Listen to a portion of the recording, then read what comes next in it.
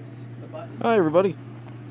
It's a minor issue where the button is very loud. So I don't know if it's a screw or. Well, yeah, take the what it is, case off. I bet you just have a either missing screw or loose screw. Okay. Oh wow. Have you opened this before? I think I might have opened this one before, but. So you've opened iPhones before. You know how they I've open. a couple of them before, yes, but I think this one I only opened up once to. I think maybe I replaced the battery. I actually don't remember what I did with this one. Maybe I just opened it and closed it. Oh, that's so nice of somebody to mix up all of the screw bits. I actually. Thank you so much. I have one of my own. If There. it's, That's it. Oop. Thank you.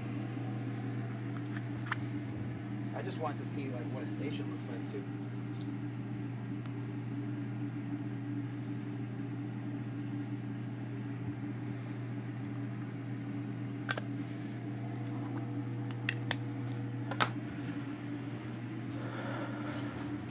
So what we got going on over here? How you guys doing?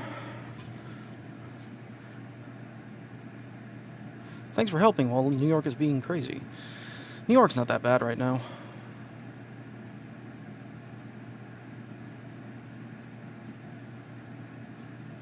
Hey Paul, would you guys have equipment, mobile separator, diagnosing a stacked board like XS?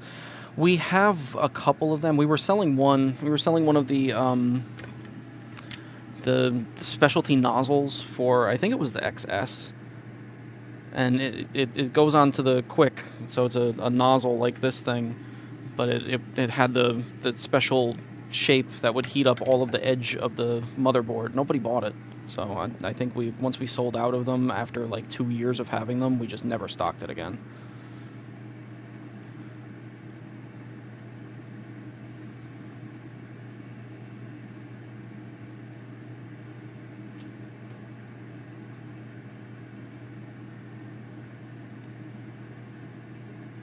So Lewis is running late. They'll be here eventually.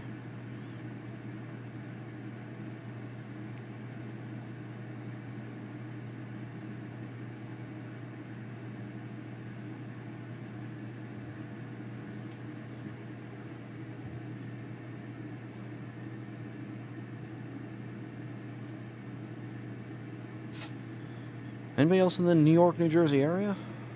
Who else is coming out to this? What oscilloscope do you recommend? Diagnose MacBooks, GPUs, etc. I have diagnosed a lot of MacBooks.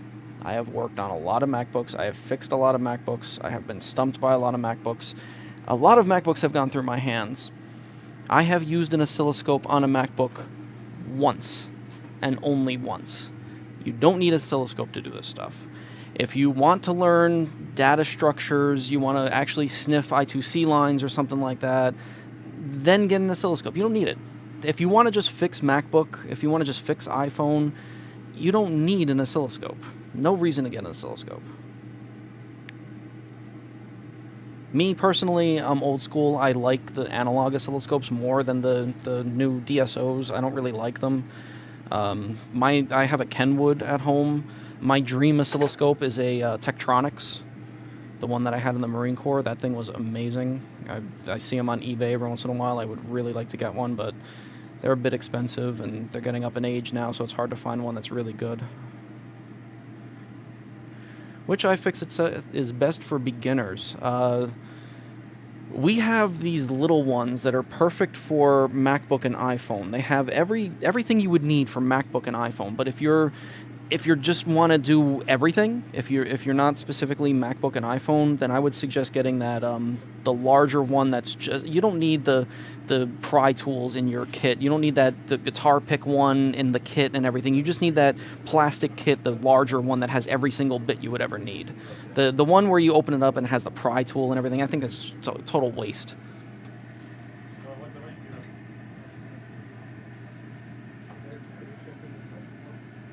It's nice to use an oscilloscope for checking transient response on PWM signals. When would you ever need that on a MacBook? If if you don't have PWM, I've never had to use that to troubleshoot the dimming of the backlight or something like that. Never once have I had to troubleshoot that. If there's something wrong with PWM that you have 0 backlight, then you have 0 on your PWM signal. You could test it with a multimeter. There's 0 voltage there. You just change the PWM MOSFET, and there you go. It works. There's no reason to actually look at the signal. And the signal's either there or not there, really.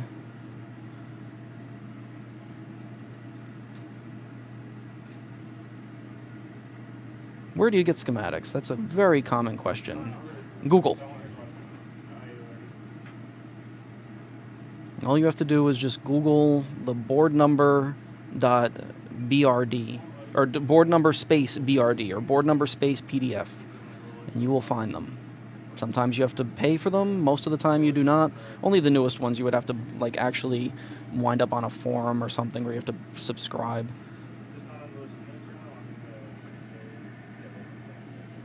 Where to start to learn repair work? Watch the videos. Really, just keep watching videos. Just, buy something broken. Play around with it.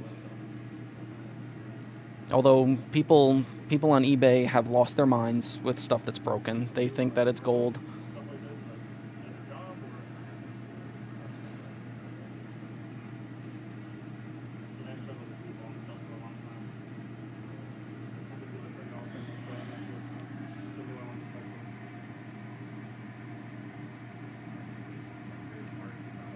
If COVID restrictions ramp up again, are you considering building a shack on the street? We should build an indoor to host these events.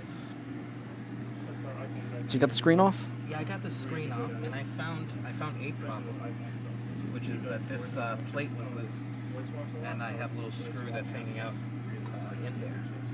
I see. Your Taptic engine is loose there. Why is this disconnected? I'm not sure. I think when I opened it.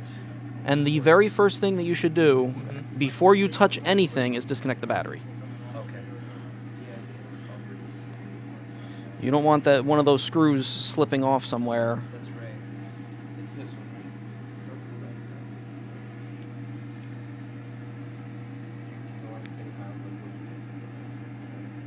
right? And you just got to be careful next to it because there's a couple resistors.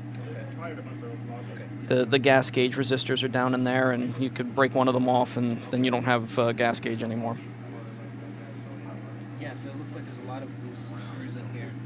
So I think Yeah, this happens from time to time. Even on phones that have not been opened, have not been messed with, you'll open them up and find a screw just floating around. Yeah, you have two screws missing in the Taptic engine, so that would cause it to sound funny. Yeah. So just put those back. Let me get some Loctite for you. We'll put some Loctite on there. What does that mean? What was a Loctite? Loctite is a fluid that goes on the threads, and it will glue the threads in, so it won't vibrate out. So let me get some.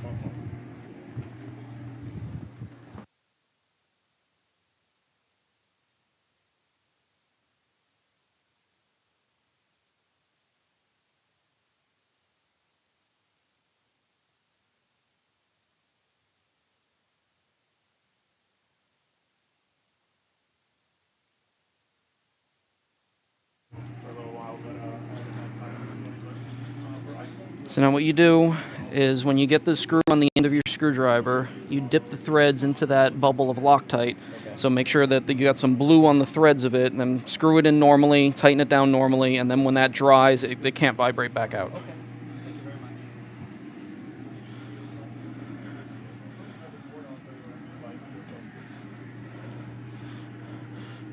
much. Loctite by PrimeLock. Why PrimeLock? Where the hell did I get those?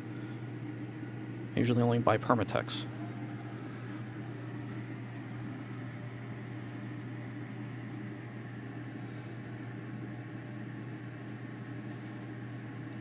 Captain tape it. I should ban you right now. I'm not signed into YouTube. You need to get timed out for saying that. Captain tape it. Blue is not, no Loctite is really permanent. Blue, red, yellow. Red is harder to get off, but no Loctite is truly permanent.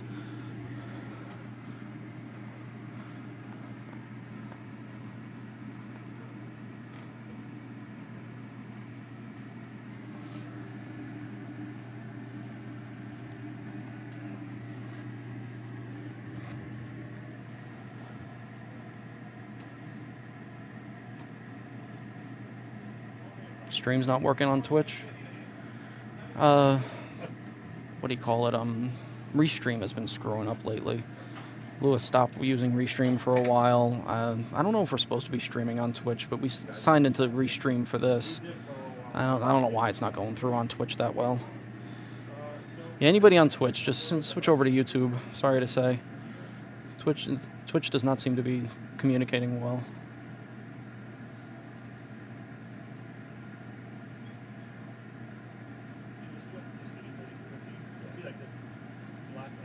Red Loctite is permanent on smaller screws. You'll strip the heads.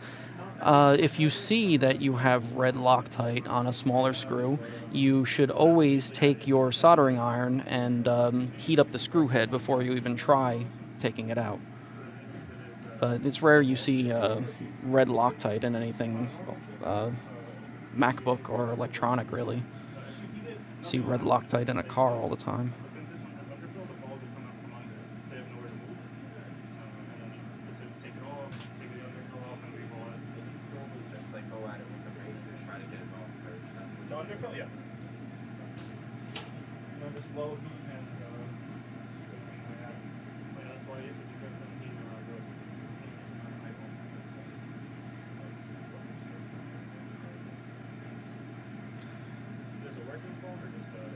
The name of the wiki page that Lewis, there's no Lewis by that name here, has started, where you can find all this troubleshooting stuff.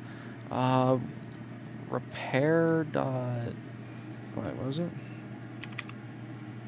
Repair.wiki. Yeah.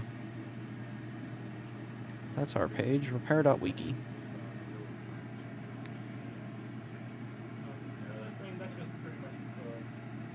You should ask Paul for his dating advice. Yeah. I'm just engaged last year. I'm 40 years old. You don't want to ask me for dating advice. Although I had plenty of dates in my day, but didn't find anybody until later in life.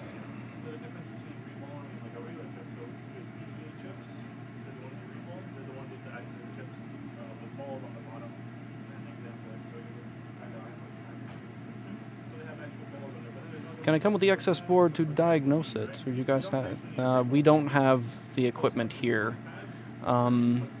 Maybe if you came on, if we have anywhere from Monday through Wednesday.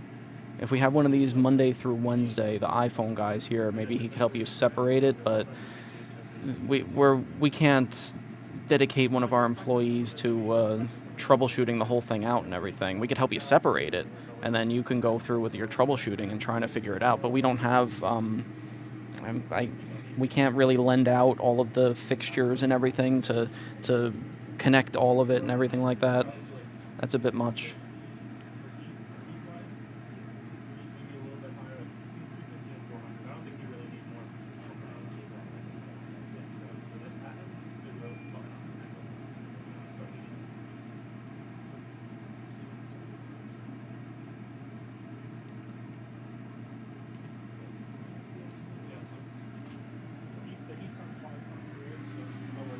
So what's Dan working on over here?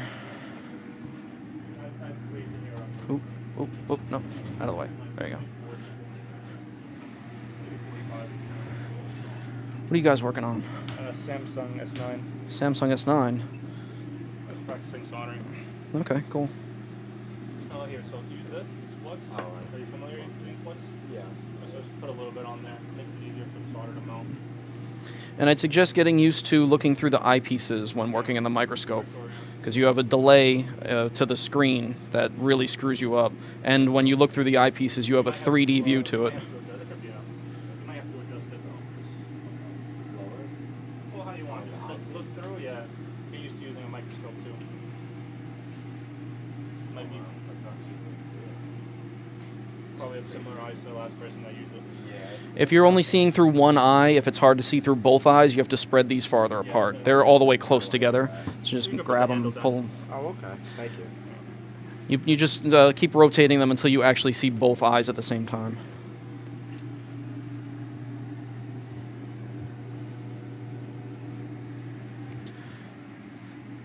If you guys are working on any of this stuff, getting a microscope is absolutely amazing.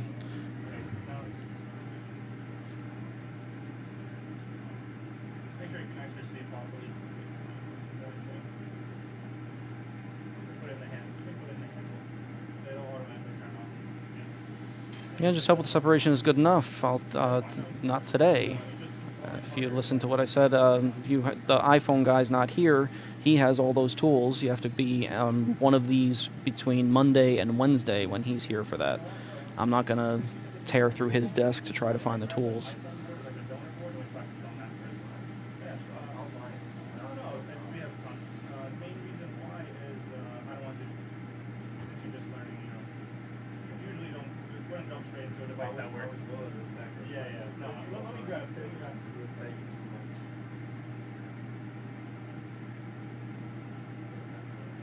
What do you recommend on repairing plastic hinge anchors on the motherboard chassis? One of them totally disintegrated. Some kind of epoxy, I would think. I've used the JB Weld, or there's something that we use in automotive called strong steel stick. It's like this. It comes in a tube, and you pop the tube open and drop out this stick. You cut a little bit of it off and you mash it all together. It's like a putty, and once you mash it together, it's two colors when you look at it, and then you mash it all together until it's one color, and then you can shape that, make it all nice and everything. And you could even take out the insert, shape that all in there, then re-drill and put the inserts back in. But really, that's a pain in the ass to try to fix up.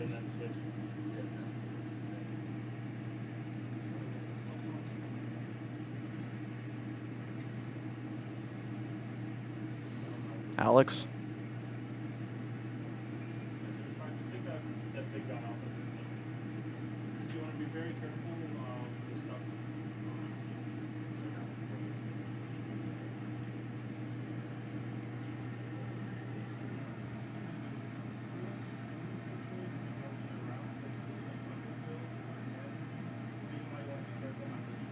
You ever used a headlamp for repairs? No, I don't really care for them that much. Do I have a channel? Yes, I have a channel. Mine's hard to find because it's Paul S, but there's a lot of Paul S's out there. So if you actually search for Microsoft Band 2 Teardown, the old smartwatch, this is a Galaxy, but the old Microsoft Band smartwatch, I was like the only person that did a teardown of that on YouTube. So if you search for Microsoft Band 2 Teardown, you'll find Paul S, my channel, where I did the teardown.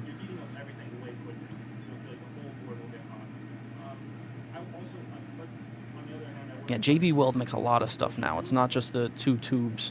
I still like the original stuff though. The two tubes. The what is it? That's a red package, gray and white tubes, I think, or something like that.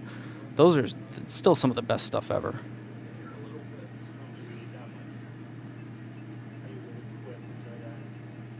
Hey, thanks for the sub. I've been planning forever. Every time I'm on here, I say I should stream more on my own channel, make more videos on my own channel. I got a cool video that I'm gearing up to do. Tim TCRS Circuits, he sent me some x-rays of logic boards. So I'm going to print the x-rays, use the regular photographic process to print the x-rays onto pictures.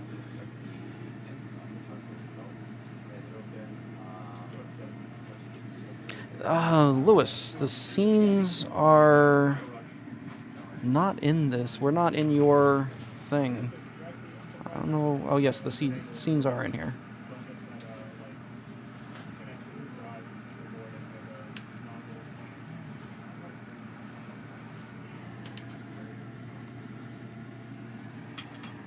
I feel honored sitting next to you and see you on the.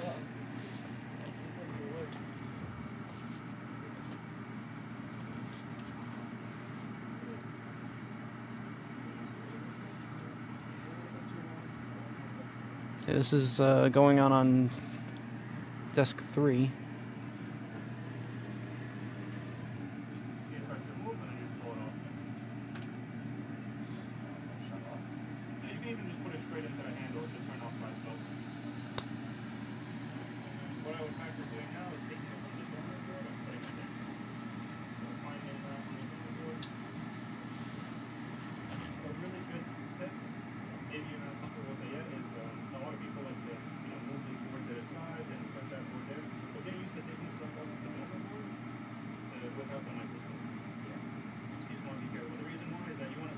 us visitors, we have to keep our mask on? No. No? Personally, I would leave that one. Fully vaccinated. So you could be safe.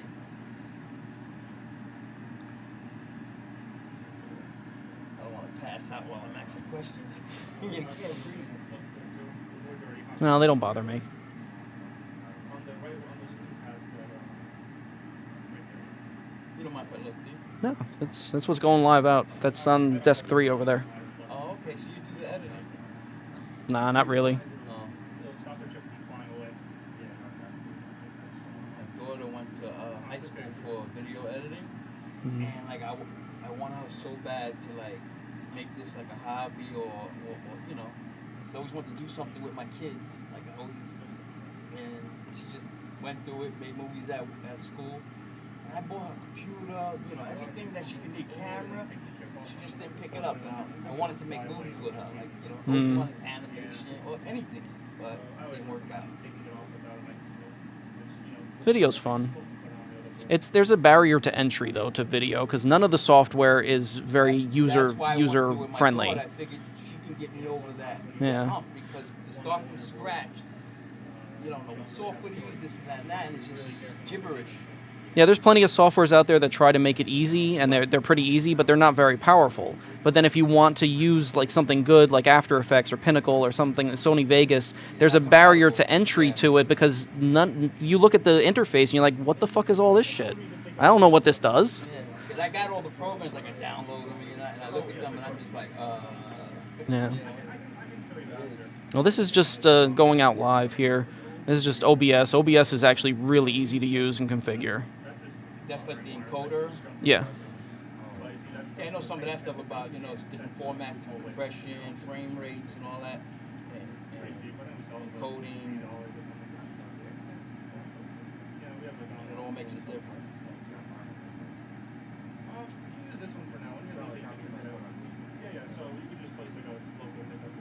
No, I haven't seen Erica fixing any more chargers. Wonder if that charger's still working good.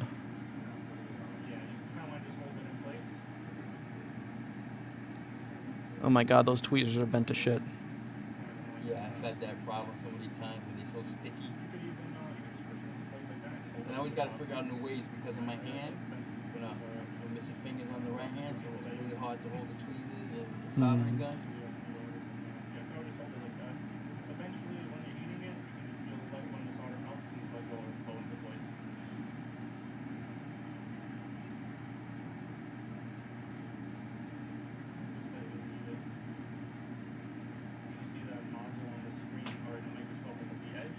Pretty much everything I've learned so far is from watching your videos. Cool. Yeah, especially if you go back to the older videos, there's a lot of educational stuff. You know, I call it the Bible. the Rossmann, I printed it out and had it. Oh, the PDF? You know, Cool. Yeah. Yeah. And I read it on the train and this and that. 'Cause I have a problem. I forget things quick. Like if I don't do repetition, like all the time, I'll forget. So I gotta keep notes and go back. Oh, reading through it and writing notes on the page is like the best way to Yeah. remember the That's why stuff. I made like 3 copies. My wife did that work. And really, what I recommend, aside from our PDF, is the Electronics for Dummies second edition book. It explains all of the basic electronic stuff so well that anybody could pick it up. Especially if you're in this and you're working on it, when you read that and you see like why a capacitor works the way it does and why a transistor is actually working that way, it helps you troubleshoot it so much better. And the Dummies books were a good series for a long time. Yeah, so. yeah. I've read a few of them. Like I learned how to build drones. For Mhm. dummies and Yeah, the matter of Electronics fact, for Dummies back- is great. I started out with DOS for Dummies. And Cool, yeah. Oh yeah, back in the day. Yeah, in the Marine Corps, I used to teach a class based off of the Electronics for Dummies book. Yeah.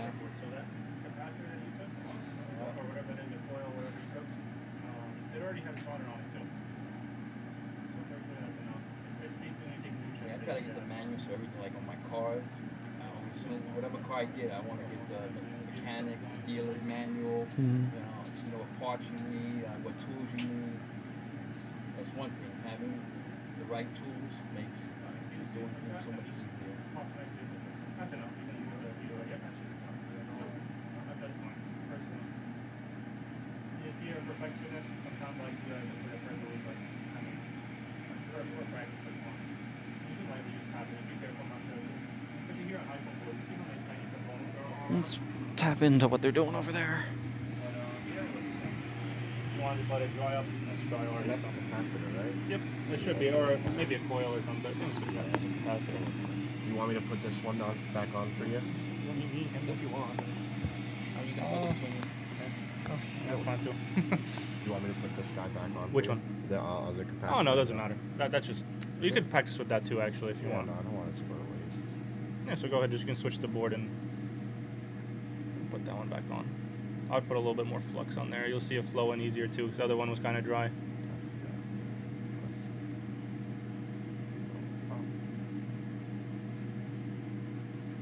I think it's to that way. Yep. A little further. Is that it? Oh yeah, that's it. Yep. I'll just put a little bit more flux in. Same exact thing as the last one.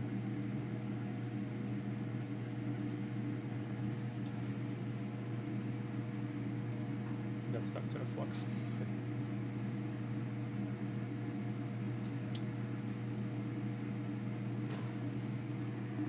At these sizes of components, gravity doesn't work anymore. Yeah, actually though.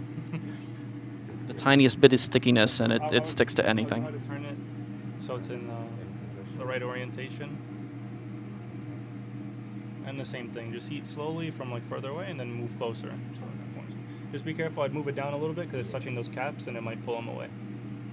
Like that, yeah. That should be fine.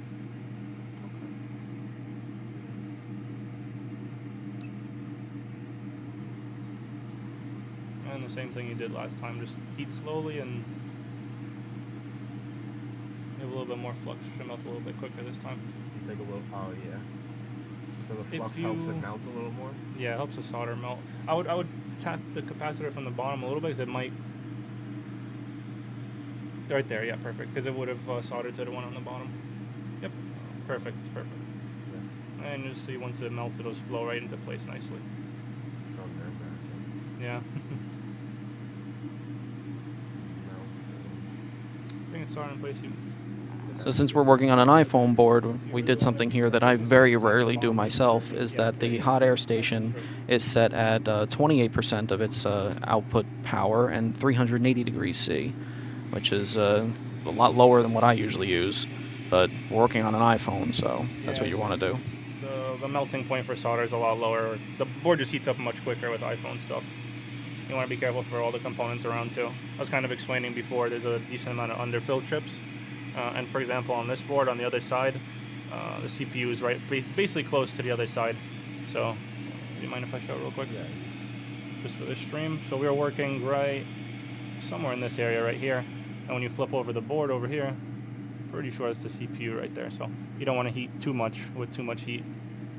In this case, it should be fine. Can I ask for some help? So I put this little screw in here, and I think it's incorrect. And I'm having difficulty removing it from this little portion. So this is a little, like, the portion to cover the cover for the battery. The standoff is there. Yes. So I've never worked with standoff before. It seems quite stuck. I didn't put the blue thing, but You got the tri-wing on this? This is the tri-wing? yes, Yeah. it is. Especially with small boards like these, Yeah, you got to be real careful with long screwing. Yeah. Because this is the most ideal thing that you could long screw is this standoff. If you long screw the board, then this phone is toast. I got a pair of pliers at my desk. I'll get it off.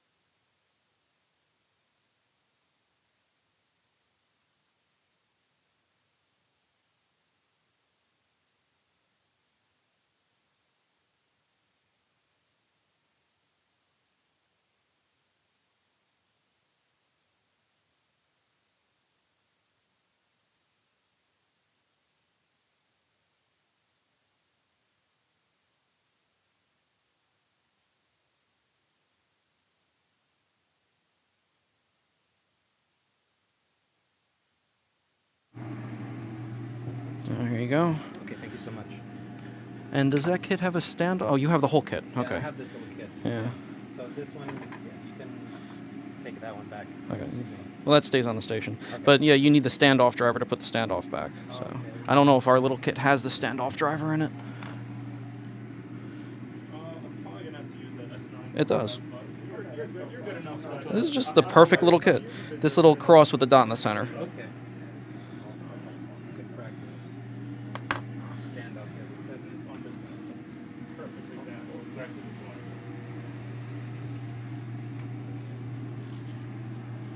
Wants to practice like QFN and wicking pads and stuff. On iPhone, on phone stuff? Yeah, phone stuff, and then reballing eventually. So I'll just go ahead and. It's the same, so you think it needs a little higher heat compared to an No, iPhone? it should be about the same. See if there's anything around there you might want to cover up. I don't think so. Check it out. It's about that. Yeah.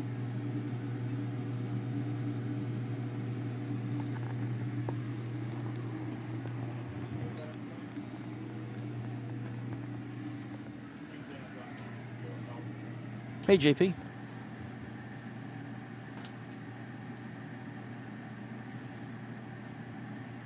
What are the symptoms with the iPhone? I think those are only donor boards. I don't think there's any symptoms with that. He's just practicing soldering before he actually works on his real phone.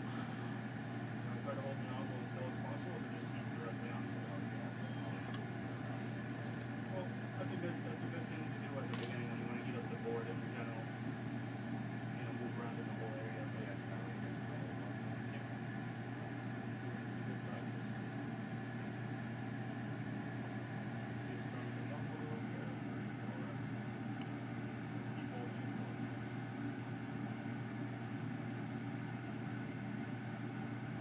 Yeah, anybody on Twitch? Twitch is not taking this stream well. Switch over to YouTube. There you go.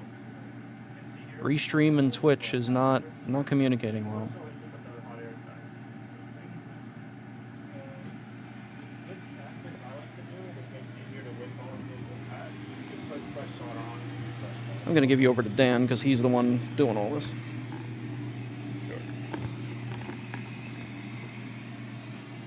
Should be good enough, right? Yeah, so a good practice for this is I would go ahead and put fresh solder on those pads. You familiar using a soldering iron? Yeah. Yep, so just gonna go ahead. Tip should be okay. Actually, I'm gonna switch the tip. Okay, so like a flatter one. A bigger one because it'll be easier to wick it off.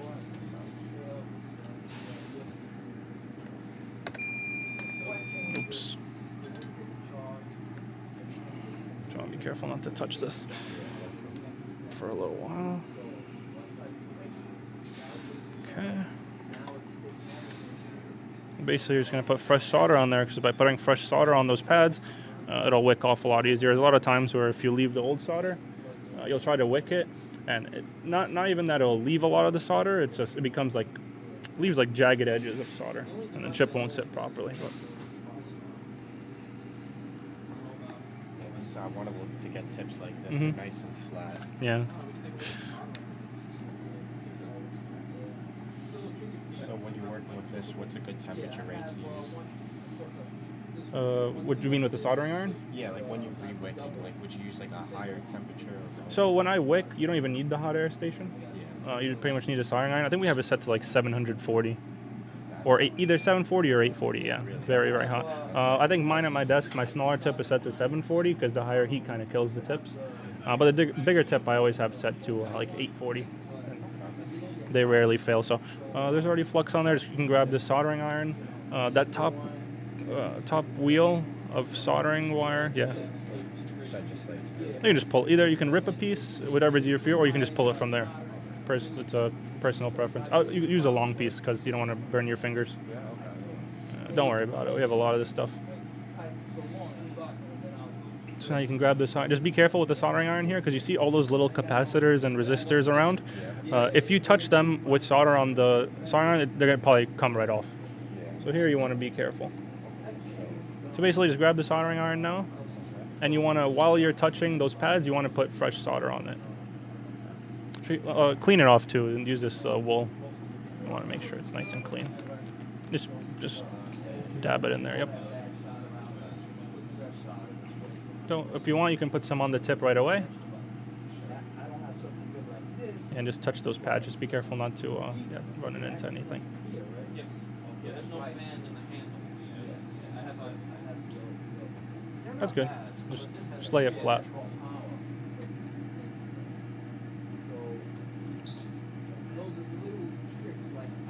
And just do those top pads too. That should be okay. Maybe a little bit on the left. You see how that one looks a little bit weird? Yeah. So now if I was to A little break more. a pad, Mhm. which one do you think I should go with? See the one on the left in the middle? This left. Yeah, just put on those two. It's a little bit hard with this tip, but yeah, there you go. That should be enough. Okay. You had a question? What was the question? What was I saying? Something about a pad? Oh yeah, so if I break a pad and it's ripped off, because I had this problem. Once Mhm. I broke a pad, it was ripped off. Am I able to reball and solder, and it would the pad, basically the solder will become the pad? So it depends what's under the pad that you ripped, right? Yeah. So in this situation, you don't know if there's a trace, like a via or something under. It really depends. It also depends if there's any components next to it that share the same power line. So let's take, for example, here, I'll just show it on stream. For example, let's say you ripped this middle pad, right? Yeah.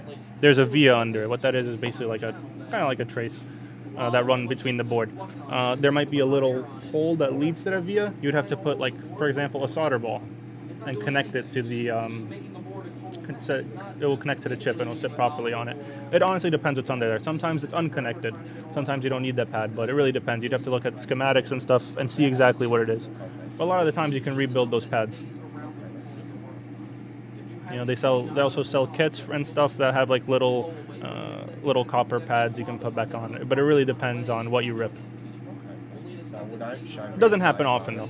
Yeah, no, I'm It pretty much, new to it. yeah. I break a lot of pads. You just need to be careful. That means just heating longer and just slowly, so that you're not really yanking at the chip, and you shouldn't rip anything. Yep.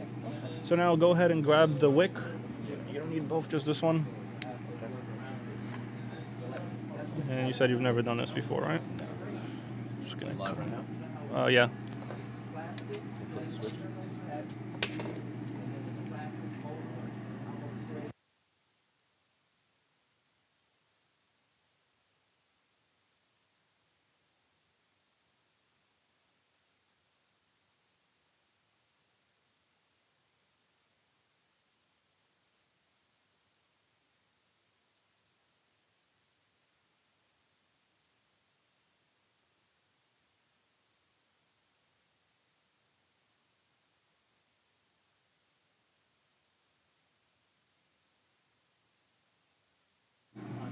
Yeah, so for wicking, all you're going to do is... actually, it might be better to use the other one. This one's a little bit smaller. Oh, I see. That one's thicker, yeah. So I like to hold it like this. First thing you want to do is really clean off the tip, because any of the solder on the tip is going to go straight to the wick. Put a little bit more flux on that. Actually, it should be okay. But you want to be really careful, because if you touch that wick to those components, it might pull it off too. So pretty much what you do is you put that wick on top right there, and then you just touch the soldering iron to it, and then touch it to the pads. Like I said, though, just be careful with, and you'll see it starts sucking up. Yeah, so I don't think we cleaned it off too well, just because you see all that solder that transferred to the wick. So you can go ahead and take that away for a second. Make sure you dip it, because once the goot wick becomes that color, it's not really gonna absorb any more solder. Yeah. So what do I do? Let's go ahead and cut it, so it's nice and fresh. Yeah, this one, there's too much solder on that tip.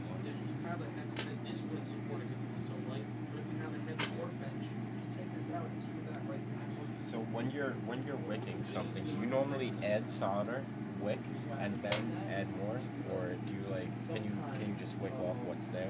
You could wick it off without putting fresh solder, but it'll just take longer, and it's not, in my personal experience, it's not as clean. It also comes off much easier this way, but yeah. So let me just make sure this tip is super clean. Yeah. So just go ahead and kind of want to just push into the wick. And personally, I just leave the soldering iron in place, and I just move the wick with my other hand. You can press it down. Yeah, just gotta press into it. Yep, and just move it around until those pads are clean.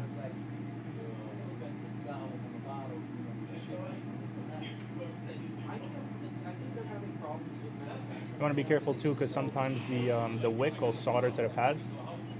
Yeah, it'll happen sometimes, and you don't want to yank it because that's how you rip a pad. Yeah, so you just want to be careful. If that ever happens, then you just hold the soldering iron there until it gets really hot, and you can pull it off.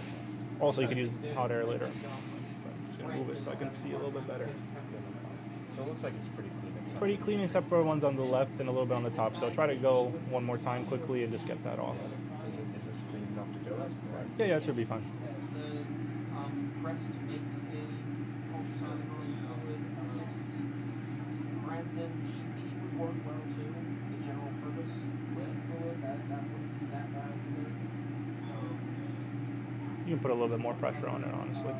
Might be why it's not just like that. Another person I saw on the forum was saying That should be okay. Reason why it doesn't really matter in this situation is that technically you wouldn't have even had to put wick the pads. Yeah.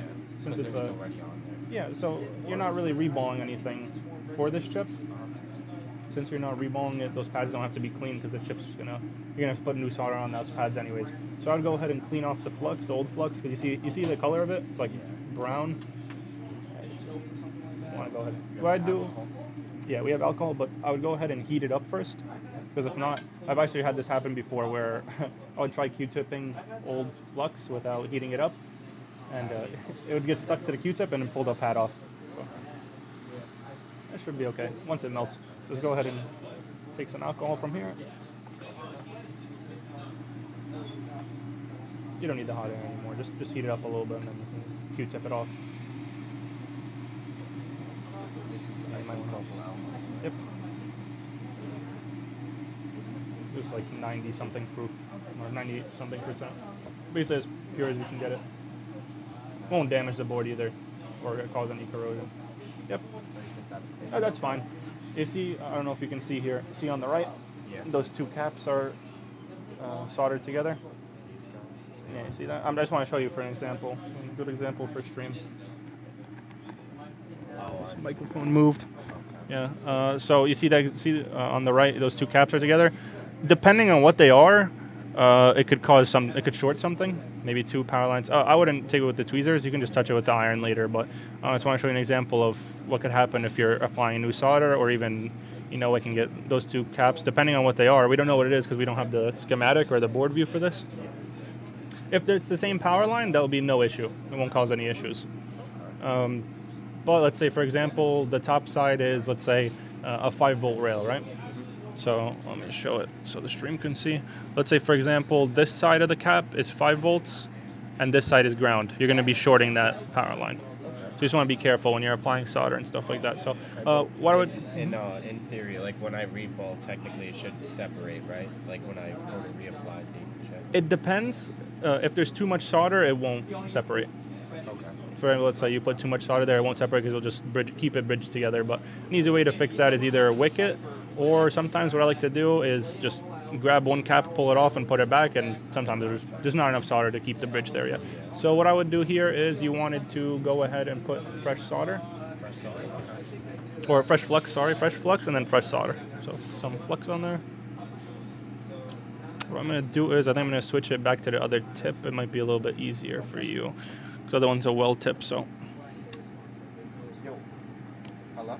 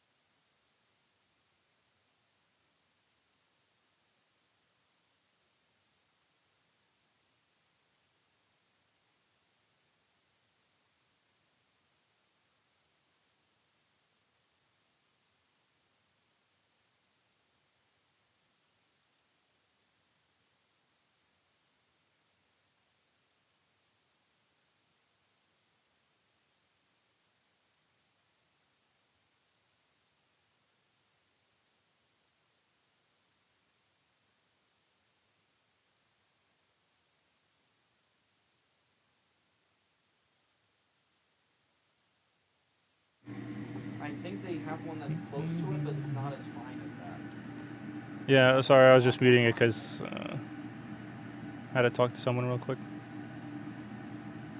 Hello, chat. Sometimes I gotta, when I really gotta hold something, I switch hands. We'll be back in a second. All right, you ready?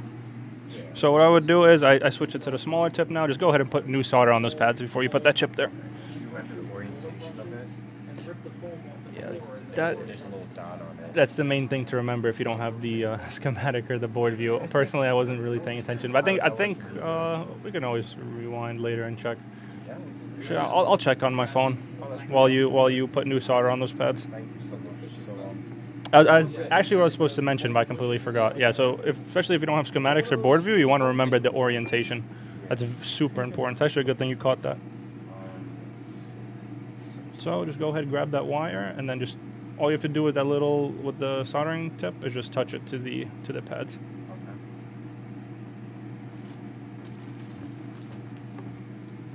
Just nicely get solder onto those pads. You don't want to put too much, but you don't want to put too little. they make them in stronger foam too and everything. If you look at this one's like that's not really. So foam. This one's a I would turn the tip a little bit to the side, so the way, see how it looks? It's like a chisel, kind of, or like a cut tip. Some areas get a lot hotter, so like the center of it gets a lot hotter than the tip. So you don't want to really use the tip of it. Oh really? There's a point where I can hold, and then I go hold, I can do it, but then you feel like the muscles. Yeah. Yeah, they make these in 3-inch half size. That would be perfect. Yeah, so it's- stick a screwdriver You could even put a bunch on the iron itself, and oh yeah, that's what you're doing. Yeah, put a bunch on the iron itself, and then just touch all those pads. You want to make sure they all look like, the ones on the sides look great. How about these two right here? These are not enough on these. Yeah, you want to get a little bit on there. So you can, there should be enough on the tip. Just turn it kind of sideways and, yeah, a little more on the ones on the left. I'll give you the easy one. C9560 for this gentleman. Oh, right. He has the part ready to go. He has a board that's compatible with it. I didn't double check if that's actually a failure or anything like that, but I'll leave that up to you. For you, he'll be able to talk about. I would even turn the tip. So mind if I see real quick? Kind of like turn the tip sideways like this, and just you can see it on the screen. Yeah. Just kind of. Sorry, it's kind of hard to do from one angle away, but just like lightly touch it like that. See any pad. Just to clarify, you're hitting it with more of the tip or more of the center? So in this situation, more of the tip. Because you want it precise. But honestly, it's also good if you kind of like slice. So the tip doesn't get as hot also, but I think kind of just want to touch to it. But there's enough solder on all those pads. And it was the top right orientation. So the little dot on the chip should be on the top right. So now you can go ahead and just grab it with your tweezers. Okay. Do you think I should clean off the flux because it's a little dirty? Or? Here, personally, no, it looks fine. Usually when you're just adding solder with the soldering iron, it doesn't get too bad. But it's more so when you're wicking. Gotcha.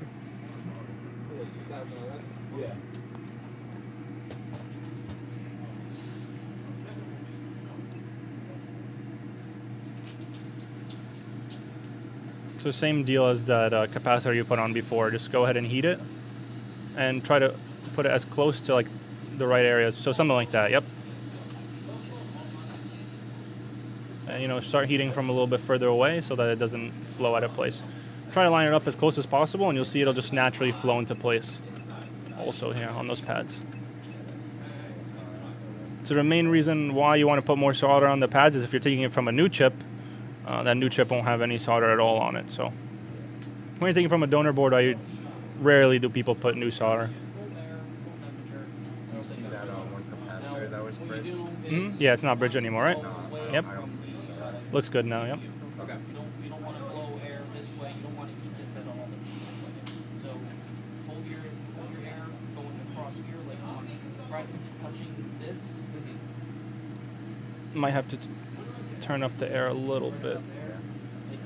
Might not be enough. Maybe put on like 45. Yep, that should be good. Now, how do you guys? And you want to. So you're aiming the nozzle a little bit too far to the right where it's going off the board. You want to point it almost directly at it. But be careful and do it from further because it might fly away. And just like, yeah, perfect like that. And then Personally, I start moving slowly closer. Put anything? Should we put any? Something like that. That should be fine. Yeah. You don't need much to take it off. It looks a lot closer on the screen than it actually is. It's probably like a good half an inch away from the chip. You'll see it start to melt, and should flow into place nicely once the pads catch the solder.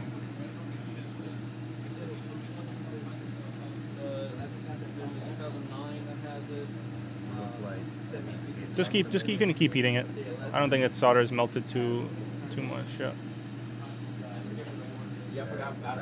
Yeah, I would tap it from the left side. You kind of want to move the chip over a little bit. Still needs more heat. Oh, see, and it starts moving into place. Now just heat it like that. Yeah, just direct heat. See how it's moving slowly into place? It just should flow right into place soon. Like that, yep. And I would heat it a little bit more just to make sure that the connections are nice on there. Yeah, what you can do is I'd maybe move that top cap a little bit just so that the bridge disappears. Just, heat it in slowly. Just be careful not to lose it. Oh, that's good. Yeah, see, so the bridge disappeared. See that? Perfect. And it looks like all those pads are soldered on too, so yeah.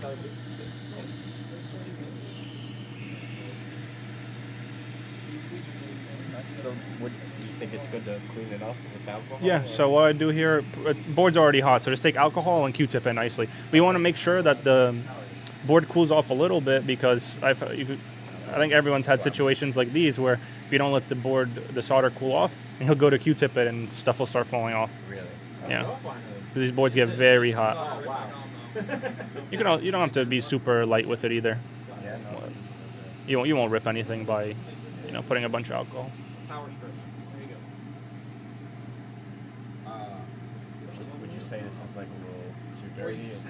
No, so I would hold the board with one hand and then just grab alcohol. I'll show you real quick. Yeah. Hold it with one hand and then just literally just scrub it with Q-tip and alcohol. Alternatively, if you have access to like a UC, you could UC a part of the board. An ultrasonic cleaner. Oh, Put okay. it on the hook. The hook has a magnet.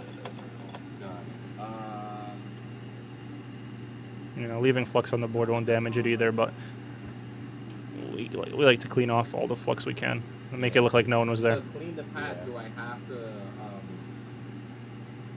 This one, I don't like the look of the solder on it, so I would lick it off. Okay. Lick it off, Q-tip it, and then put the new solder on. And that looks pretty good. It needs a little bit more cleaning, but other than that, it looks pretty good. I'll be shocked if this turns on right now. Yeah. So what I would do first is I would let it Cool down. cool down for sure. Yeah, Not at all. I'm not used to doing anything. Do you have a garbage can? right here.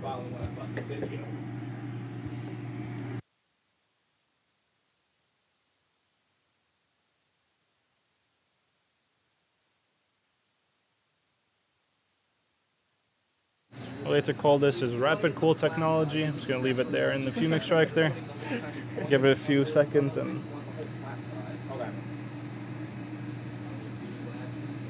once it's cool enough,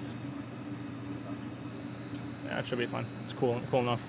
Go ahead and just reassemble that and we'll see if it works.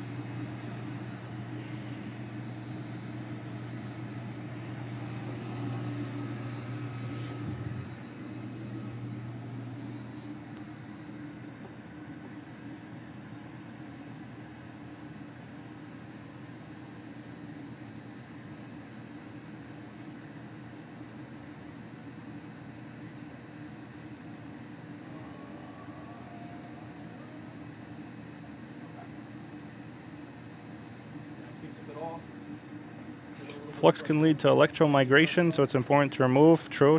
That's why we make sure we clean everything. Where's the alcohol? Oh, wait, George, put this. Pop open. Push down. With the Q-tip. Oh, cool.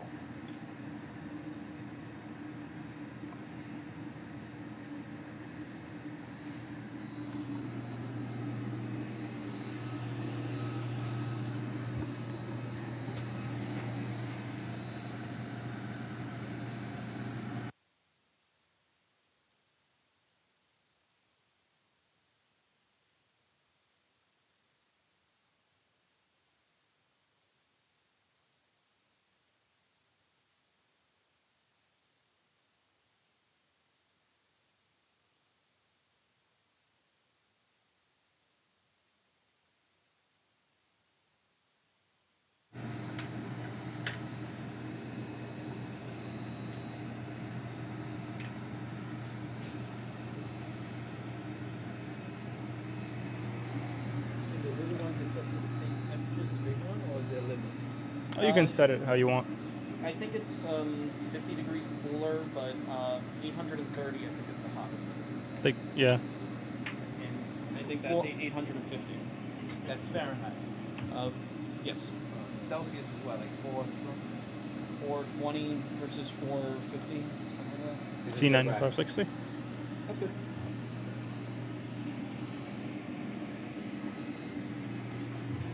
I don't know, I was about to ask. Do I just place the capacitor right on top of it, or do I have to add flux? No, flux. How's it looking? Are you still reassembling it? I mean, do I put solder on the capacitor? No.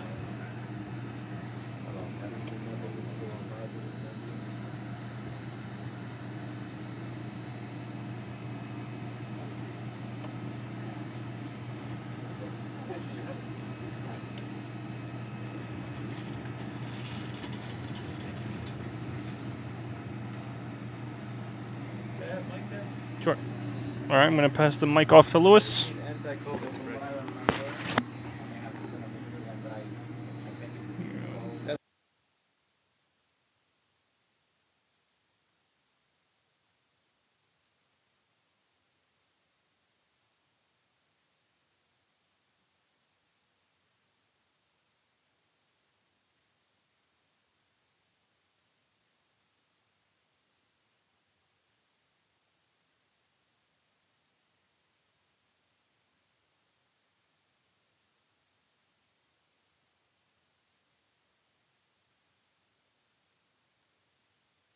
No audio? There we go. What do you think the chances are that the person who stole my other microphone out of my bag, the DPA 4065, is going to look at it when he steals this out of the bag? He's going to look at this and go, oh, this must be a coat hanger, and throw it away. Not knowing that this thing, if you buy it new, not used like I always do, is like $700 or $800. I usually get mine on eBay when the plug is broken. It's like the plug is broken or this is bent or something. I'll rewire it. You get it for $100 and then you get it. Wouldn't be surprised. Okay, so let's take a look at what you have and what you did to it. Okay. How do I turn all this on? Is my setup in? What do we got here? Holy moly, mother of Christ. Yo. Whichever way, I would go from the middle to one, middle to the other. You want to find out which two are. I'm still in disbelief. How did this happen? Are you able to kick that little fume extractor on for me? That's a paper shredder. The blue and yellow thing. There you go.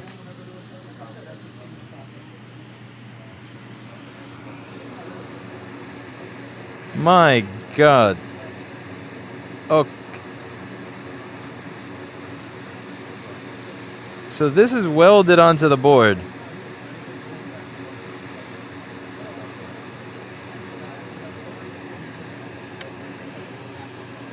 Sweet mercy indeed, Stephen. Oh wait, why is this temperature so low?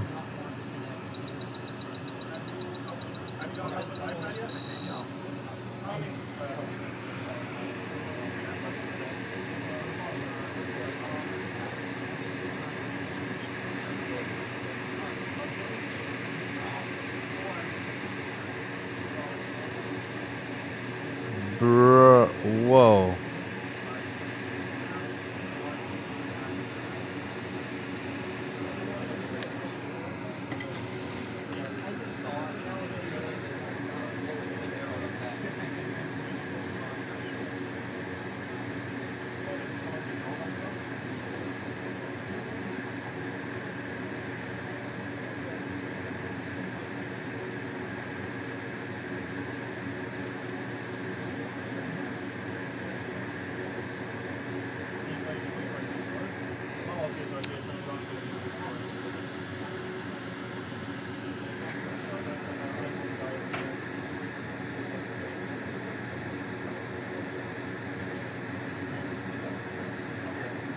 So this is one of those things where if this had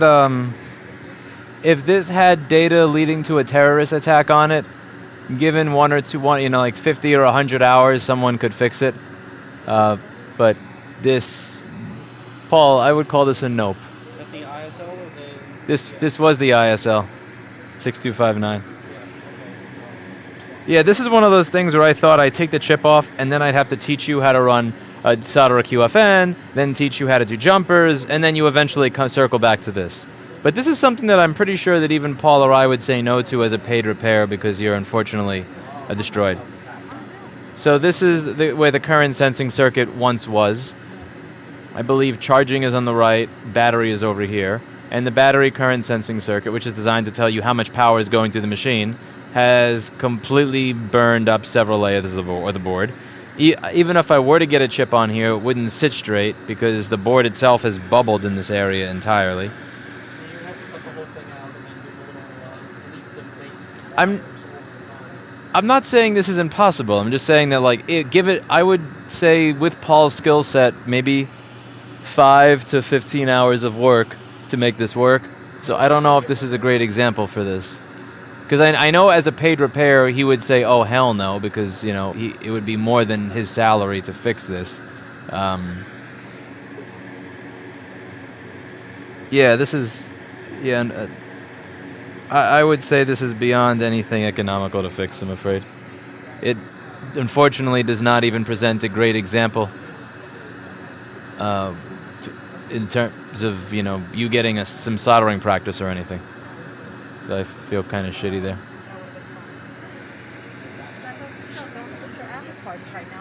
Wait, so what did you do? All I did was I ordered new RAM. Uh-huh. Supposed to be compatible with this. This is the RAM? This is compatible. The RAM you got is totally fine. Okay.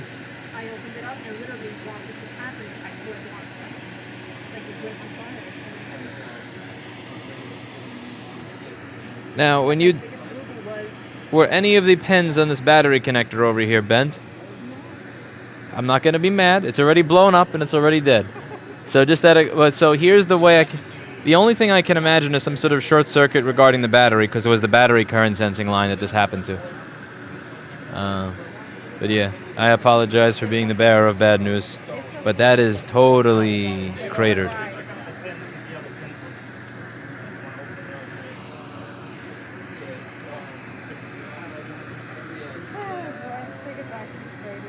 And I loved it because it still has the CD. I know, it's a nice little machine when it works. All I wanted was work.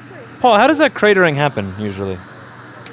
I thought it was maybe the battery pins got bent. Bad charger, bad battery going bad and taking too much amperage. Because that's battery current sensing. Oh, you had the AC on? No, I just turned it. Oh crap! Yeah, AC plus that little thing kicks ass. Because it doesn't smell or feel. It doesn't become humid and it doesn't smell like there's people around you. I think I'm done. I am sorry for not having a better answer for you. It's okay. That sucks. Thank you so much. That's great. I was hoping it was just going to be 1 or 2 jumpers. That's When I saw it go on fire, it shocked me as well. I couldn't believe it. that's Indiana Jones digging for treasure. Great. All I wanted was more RAM, make it better, and I ended up trying it. Yeah, in the process. I'm sorry. It's okay. Thank you so much. Man, I hate giving people that news. That sucks. That news always kills me. I hate giving people that shitty news. It's no fun in giving people that news, man. No fun.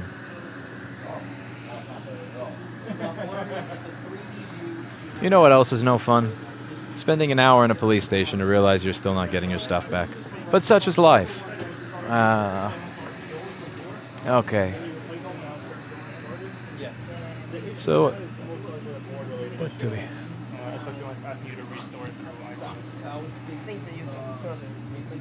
Let's see, what do we have? Who's here? Who's here?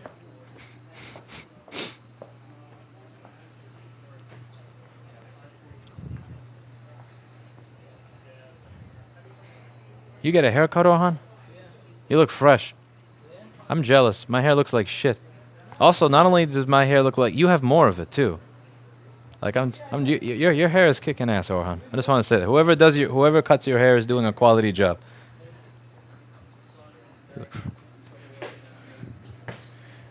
After I did the race with David, the next day my legs were killing me, but I'm getting there. I'm practicing.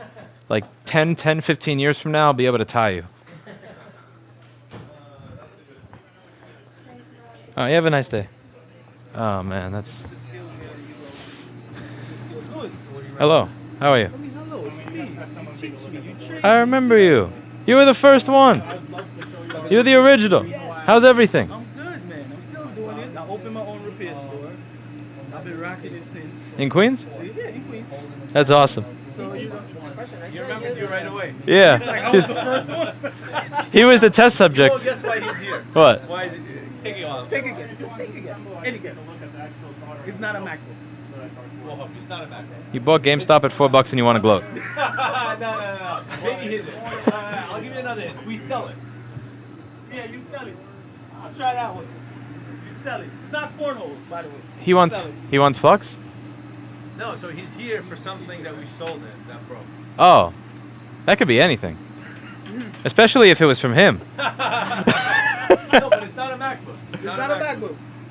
Hot air station. Ah, you got it right on the money. Which one? The quick or the Atten? Quick. I could swap it with an Atten. Well, no, now you get to fix it. What? Oh, he's here to fix his quick. Oh god. Oh god. PlayStation 4 girl left her solder here. Huh? The PlayStation 4 girl left her solder right here. Oh, do you know where it is? Yeah, it's up in the last cubicle on top. Okay, cool. So, do you? I'm gonna try and fix it quick. You're gonna fix it quick? If I can't fix it, I owe him. This is gonna be a good warranty stream. If I can't fix his quick, I owe him an Atten. This is gonna be funny. Dan, this was the first student back in 2015. He was a success. All right, let's see. Oh, you sure? I'm glad you've been doing well for yourself. I really am. I've been surviving this good, man. With the skills you taught me, I'm able to stay afloat. Awesome. If I didn't learn the skills, I couldn't stay afloat. So what's wrong with this thing? Well, plug it in. Does it make an angry noise? Oh, yeah. Okay, I like angry noises. So we have a quick over here that my first student back from 2015 who's fucking killing it he bought this quick from me because he trusted me as a vendor. That's and it right. fucking died on him because well. That's right. I won't So buy now from this man right here. I won't buy from nobody else. So we're gonna see if we can fix it, and if we can't, we give him an Atten because he deserves it. So for being the test dummy for my setup. Okay, so what does this do? Here you go. What the fuck is that? You know. Got it right on the money. This smells very burning. Oh, that's because turn the heat down. Yeah, the heat is up. I remember when that thing was on, because I plugged that thing out a long time ago. Okay. Well, I've never opened the quick, but let's figure it out. What's the worst that can happen?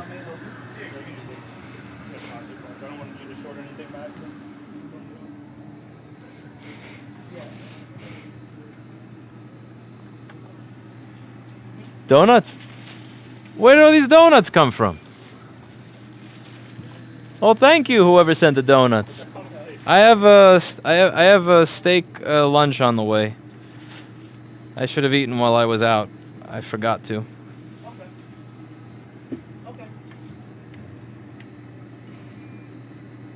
All right, we're going to open this up.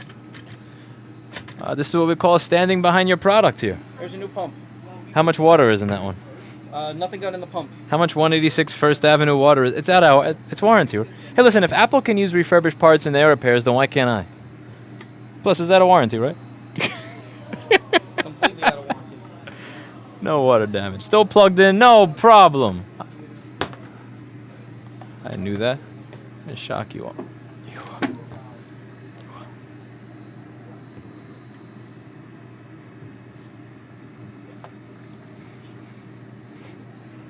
Oh my god, look at all the screws on this thing. Thank you, Paul. You're welcome. Wait, so now we can figure out if her PlayStation thing works. Hope it does, since she forgot her iron. Yeah, you have like a real one. You have some Exolites? Exolite? I have two Exolites, actually. Thank you. You want the good one or the fake one? Doesn't matter. Only cutting zip ties that were improperly cut to begin with. You mean they cut you? So fuck is that? That's Quick. That's why we don't sell Quick anymore. Well, that and they give T Equipment a better deal than they give me. So fuck them.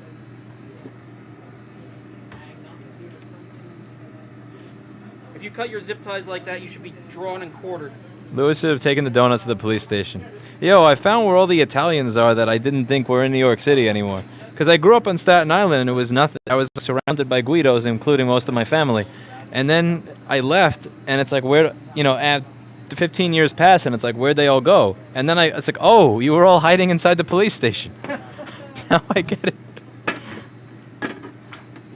Police station. Okay. Hey, how does this come out of here?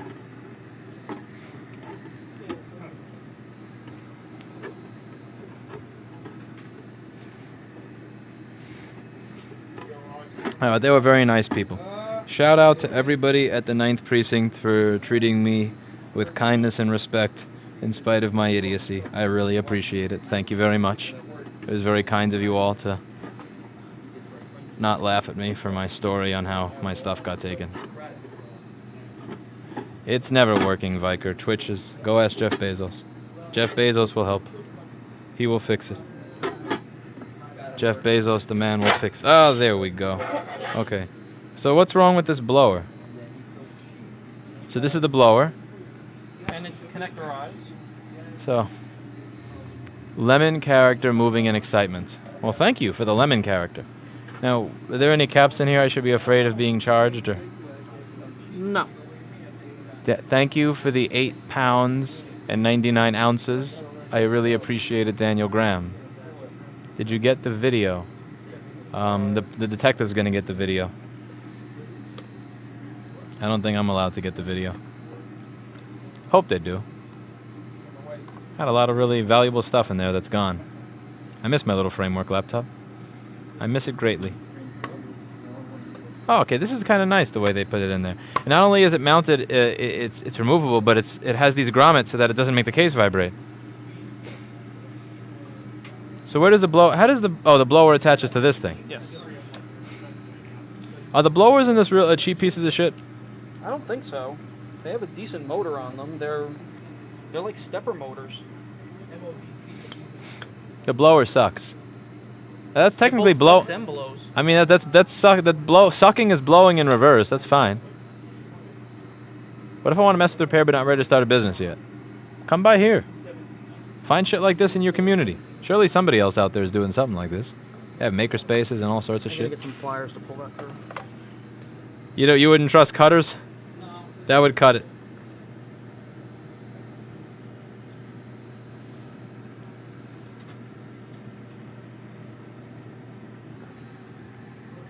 I thought this was a prison repair workshop. What? What's that thing? What do you got over there? iPad. The charging port. When I got it, it wouldn't charge. It wouldn't connect to the computer, like log on, log off. Uh-huh. So I got a new one, put it on. Now it charges.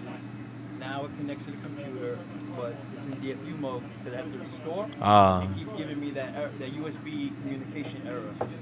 So I'm thinking, maybe one of the pads is not solid properly. You just took that off? Yeah, I don't know.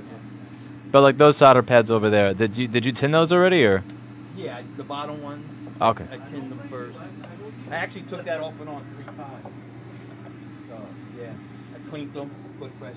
You want to link it up? I'm glad to hear that he's doing well after taking the first class in 2015. That's awesome. It's been 6.5 years.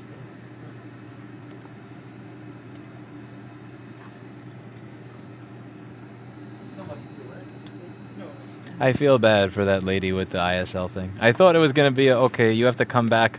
You have to come back with like 5 or 10 of these before you're going to be able to do it on this, but no. Do you think you'd be able to make that work? Like, given... It would take a long time. Yeah. I would probably be able to make that work. It would be a passion project. Yeah. That's like, 3 days worth of a passion project to make that work. Can I plug a quick in without the top on? Yeah. What if it explodes at me? No, but they, if you look at I have the old connector. That's what I'm thinking, that they're probably connected either way, right? Yeah. I actually kind of tested them first. They look at slightly. Are you going to cut it properly, or are you going to leave just enough there that it's going to cut somebody? And then I tested each one. I never learned this. It was you that taught me about this. Flush cutters. You cut flush. He cannot get cut. Are you kidding? You will not get What? cut. on That's even worse. That's hidden. Where? Okay, you said I can't get cut on this? Yes. I'm gonna close. That's not flush. Hippo character spins around in chair, arm is flung up in air. Thank you. Did you see the new donation noise, by the way? It's Paul Daniels going, "Oh, sweet mercy." I don't have the audio on right now. Okay, let's plug this shit in and see what it does. Oh, I'm afraid. 1, 2. Where's the button? Yeah.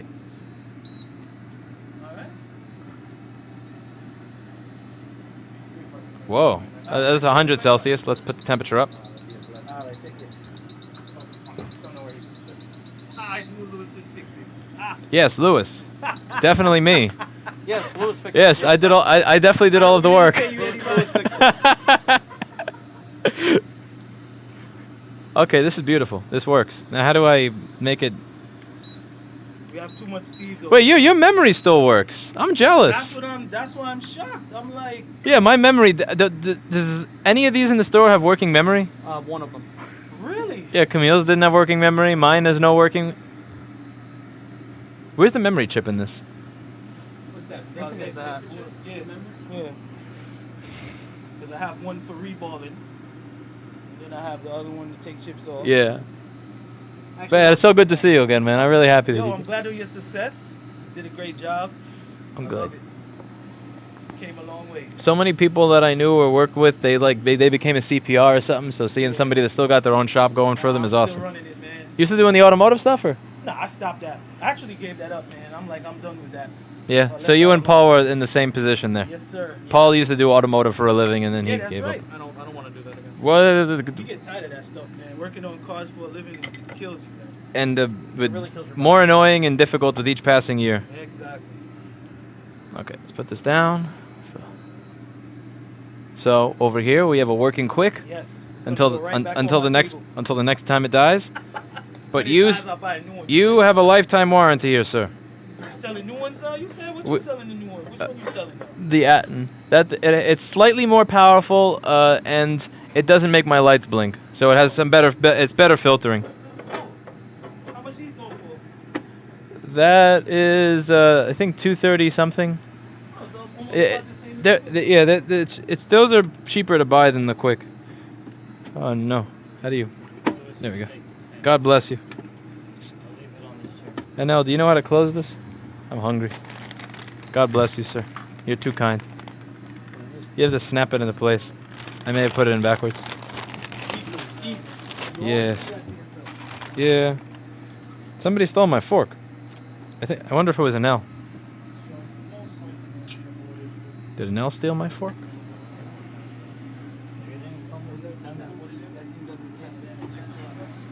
That's probably some save the planet shit they're doing.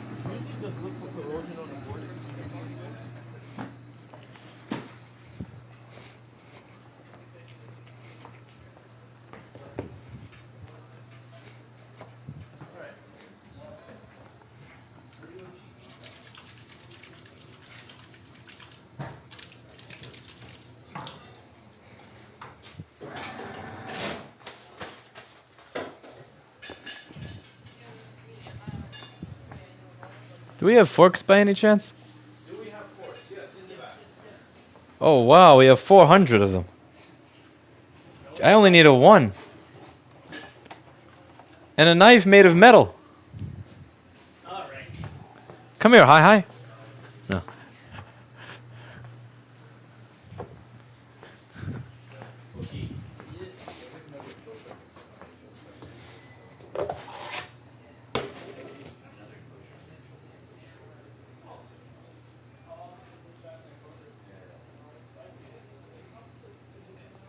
Would not consider this a steak knife, but it'll do.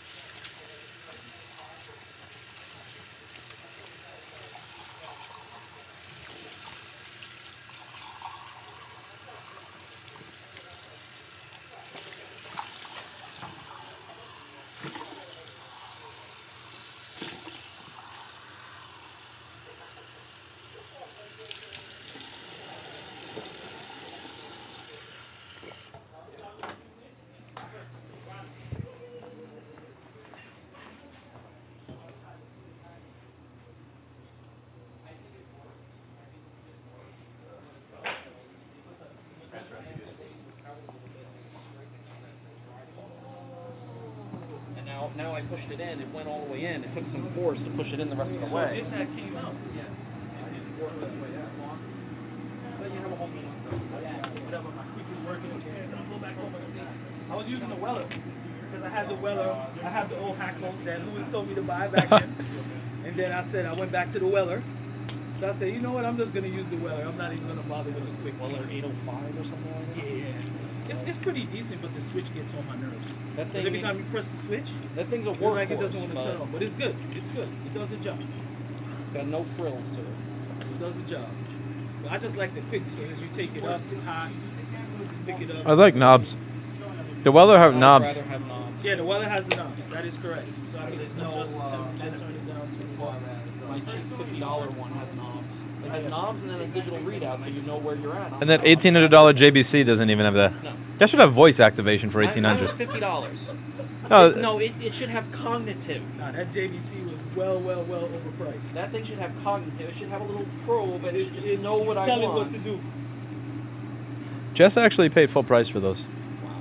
She bought them Ins- for her whole shop Yeah. at the time. Man, Like, I know she has some quick. that was a lot of money. JVC, they look good, but I was like, oh, they work good. That's what I use on mine. Oh, yeah, you still have Hello. this on. Nice to meet you. Good to meet you too. Luis, nice to meet you. What's that? Oh God, an A1932? You're starting with the most miserable one. With the more? You're starting with one of the harder ones. Really? Yeah, what's wrong with this? Okay, so the thing is, I work for the repair shop, right?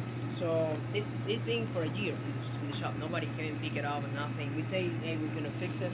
So since you're not gonna have your course in December, I say let me probably bring this one in. And since they open the workshop for today, so let me bring it in because I'm like I wanna see. So what's wrong with this? So the thing is that it should have water damage. It's not turning on. So what do you think could happen? Where's the water? That's what I'm looking for. It's no water on it. I never. Let's see. Let's see if that's right. I saw some water on it. Well, he said he saw water, but you didn't see water, so we're missing something. Go over it again. Very minimal water. We have to teach you how to detect water damage. Actually, first let me see it so I have to see where it is so I can tell you when you're warm or And I'm cold. gonna put Steve name on it. Attention, Steve.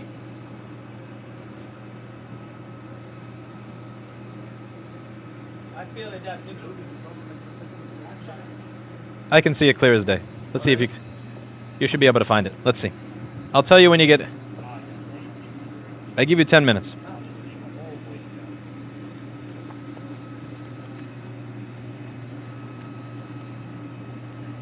That one?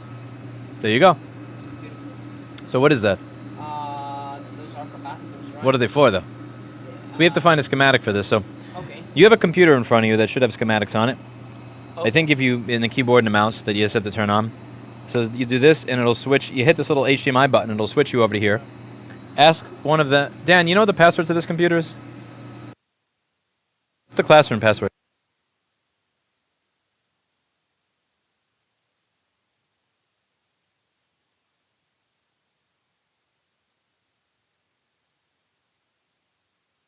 It's incorrect. Sorry, hi. Lewis actually fixed it, so I'm grateful. What was it? Paul fixed it. Hmm. Not Lewis. Lewis fixed it. What was it? The phone was bad. Oh, okay. Remember I've seen that before. Remember the iPhone 10 meme where Samsung said, I made this, and then Apple took the OLED from Samsung and said, I made this. I did that to Paul. Who did? He says needs more toilets. Yes,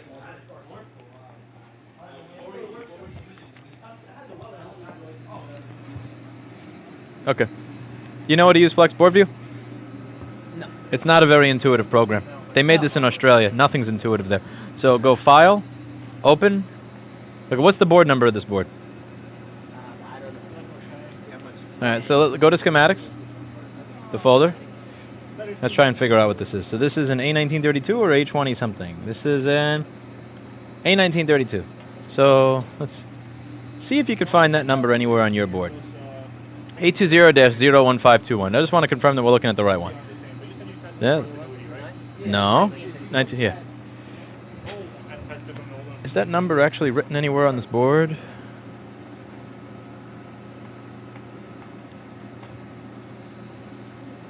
Come on, mother flower. Here we go. It's always written in a different place. So over here, it's here. Now, how do you tell where the board number is? You need to know what the board number is, because the board number is in a different place in every board. So I can tell you where the board number is if you tell me the board number. But if you knew the board number, you wouldn't be looking for it. So it's kind of a catch-22. So we found it. Double-click that, the board view file, and it will open up both. Now, what I try to do is do that thing in Windows 10, where you just have drag this to the left until it. Yeah, there you go, and then click that. So yeah, 50-50. Now figure out what those three capacitors are for.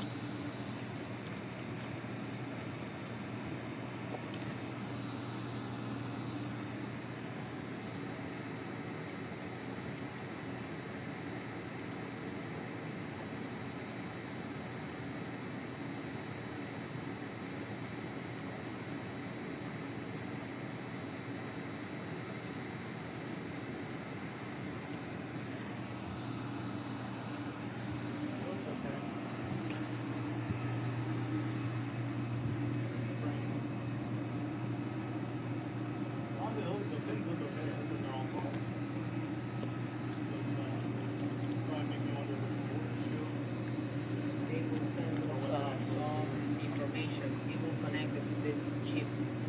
Chip that is going in. Right?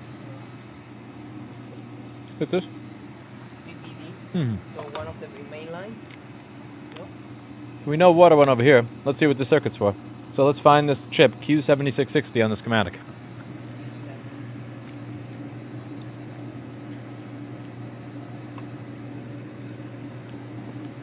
My question is,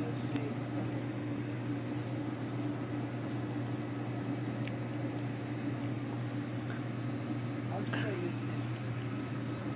Because is there any control find? There is, but the quicker way is, you know that water went over here, so if you click this component, I know, it's Australian software, it's going to be very, very confusing and foreign. You click this, then you click PDF over and over again. No, you're clicking something totally different. So click this, see this is PDF? Do not click if it doesn't, there you go. Click it only if you're on PDF. Now it shows you over here where that is. There you go. It was probably dragging your mouse pointer down to G3 hot. Australia has a tendency to drag things down. That's why it's in the bottom of the earth. So if you look at this, what is this circuit for? Let's full screen this. Full screen the PDF section. I redid the thing a little bit, but it's okay. So it passes for sure. So it's not even a TriStar. It just says check battery, or I don't know if it's probably. Well, the battery's not connected. So. Yeah, so it's obviously going to say check battery. I guess when you put it back together. Yeah. The software is being Australian to you. Watch it. Okay, so click on the PDF over here. Just left click once. Is your fume extractor touching your keyboard? No. No, what? Can I close it? And then open again? Let me see. That's some. But honestly, it really didn't look bad. Trying. More and more and more. Just practice. Paul effing Daniels. Maximize. There we go. That's a big part of the job. Okay, now what does this circuit do? What do you think the circuit does? Honestly, I do more MacBook Pro. So we know what water got in this general area. I'm not trying to figure out which component is bad or any of that yet. I just want to know, so water punched something in the system. What did it punch? Customer, a friend of my boss, is stressing me out. I think she has some date on it or something. Yeah. She wanted to work. Most of the stuff is not cooked. I just bought the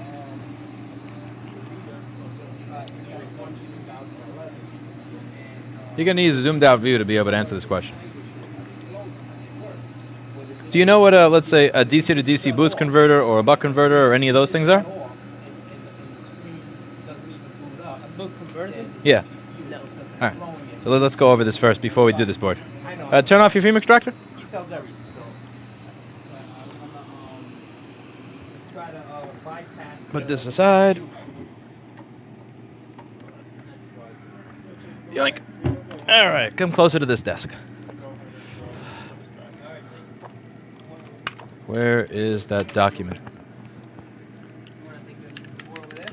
No, just keep it over there. I just want to. I want to go over some basic electronics theory with you first, before we do anything else. We're gonna go back to that board. All right. Why is my screen flickering? Where is a board repair video? Board repair. There we go. Okay, where is the link in the description? Fuck off with the ads. Beginner's guide. Here we go. Okay. Browser.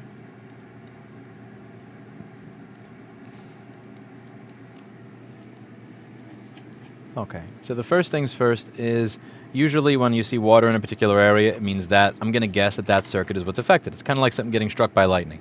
So what I want to do is I want to go over what certain circuits look like with you so you have a basic idea of what they do. So first things first, do you know what a transistor does?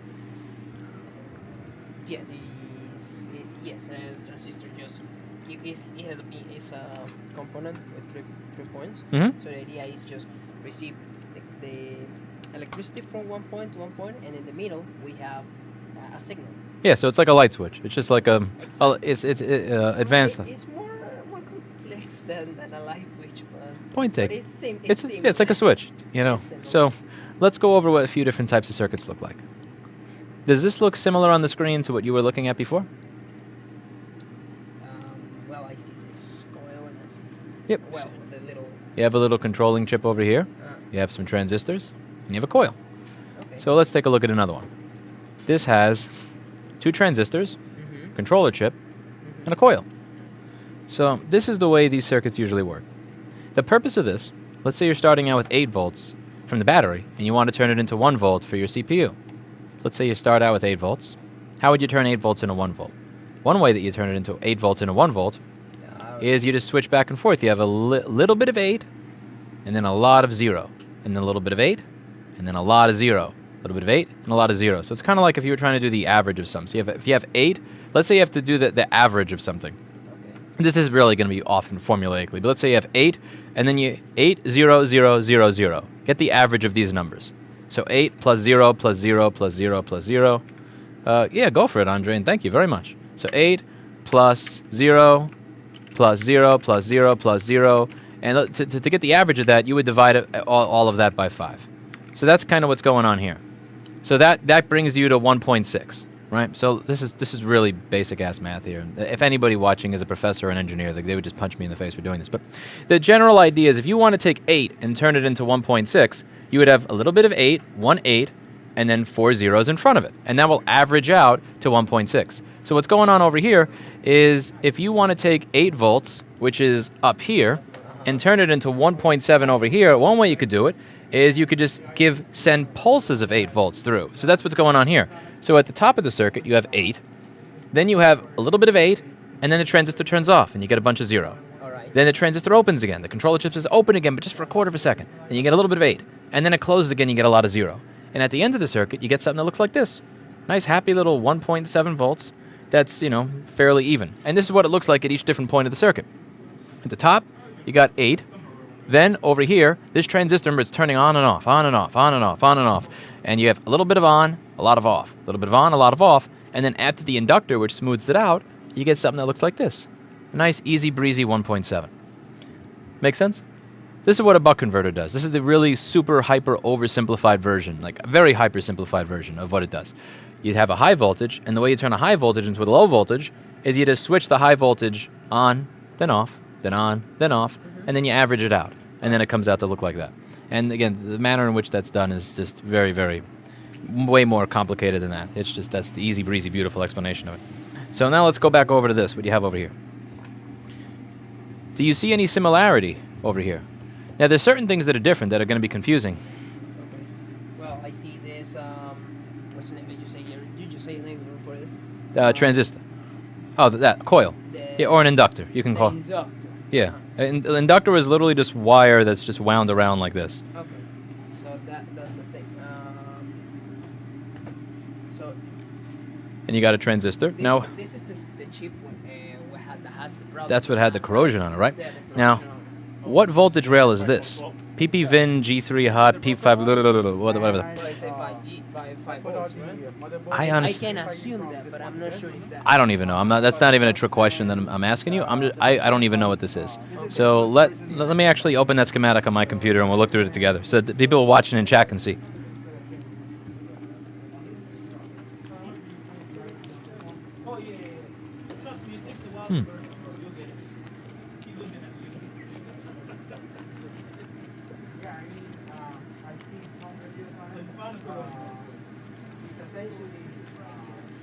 All right.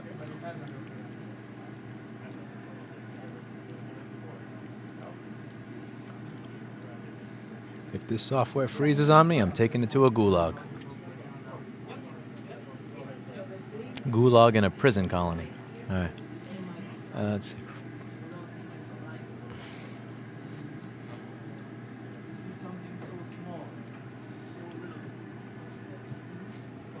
Schematic board view. All right, no worries. So let's go over this. So we need to figure out what's going on here because this is the area that got water on it. So what this is doing, this is a buck converter. It's same as the thing I just showed you. You have a controller chip over here. You have the transistor. Technically, this is two transistors in one. You got it's just one package, but you have the bottom one, and then you got the top one. It's Apple just trying to make things smaller. And then you have this inductor over here. Okay. So what does this do? So it says output. V out. It's making 5.1 volts. So this creates 5.1 volts from PP-Vin G3 hot P5V G3S? It's not G3 hot anymore, it's G3 shit? Right. G3 shit? What the fuck? Why did they make it G3 shit? Oh boy, it's Apple. Okay. They made it G3 shit. Oh man. Anyway, so let's see. So let's see what that is. Okay, PP bus G3 hot is called this. So see, this is a current sense resistor. So this is pretty much the same thing as PP bus G3 hot. So it's going to be the same voltage as PP bus G3 hot. So what that's doing is it's taking the battery voltage, PP bus G3 hot, whatever that is on this board. I believe it's 8.5, and it's turning it into 5 volts. So you have liquid on the section that's responsible for turning 8 volts into 5 volts. So the first thing I would do while you're troubleshooting is I would check out, is that rail there anymore? Is that transistor that got liquid on it maybe shorting to ground one of your main rails? So we were just on Q766 something, were we not? Here we go. So on this page, the purpose of this, the first thing I like to do is I like to figure out what is the purpose of what is in front of me. So the purpose of this circuit over here is to take PP bus G3 hot, which is 8 volts, and then turn it into 5 volts. That's what this circuit does. It takes PP bus G3 hot, it sends pulses of PP bus G3 hot through, a little bit of 8, some 0, a little bit of 8, some 0, until it averages out to 5 over there. And also, this is actually a dual circuit over here. So you have this on the left, but on the right, this also takes PP bus G3 hot and turns it into 3.3 volts. So my first question would be, anything that's over here is compromised because this got liquid on it. This chip, this Q7660 got liquid on it. This is connected to this. This is connected to that, and so on and so forth. So I'd want to know, are these two rails here? Do we have PP3V3 underscore G3 hot? Do we have PP5V G3 shit? Does anybody know what the S stands for, by the way, anymore? I'm out of practice. I don't know what it is. I'm just assuming that it's shit. It's a new Apple product. So, but this is what this does. Now, also, this transistor over here, remember, it has a connection to ground over here. So we have a connection to ground, and the PP bus G3 hot is the main rail on the computer. So this transistor, if it got liquid on it, could be a direct path to ground for this. I don't know if any of these are true. This is just kind of stuff that I'm asking myself as I go through it. So water got in this proportion. So the first thing you do when you open this device is you ask yourself, when you find where the water was, what is this circuit responsible for?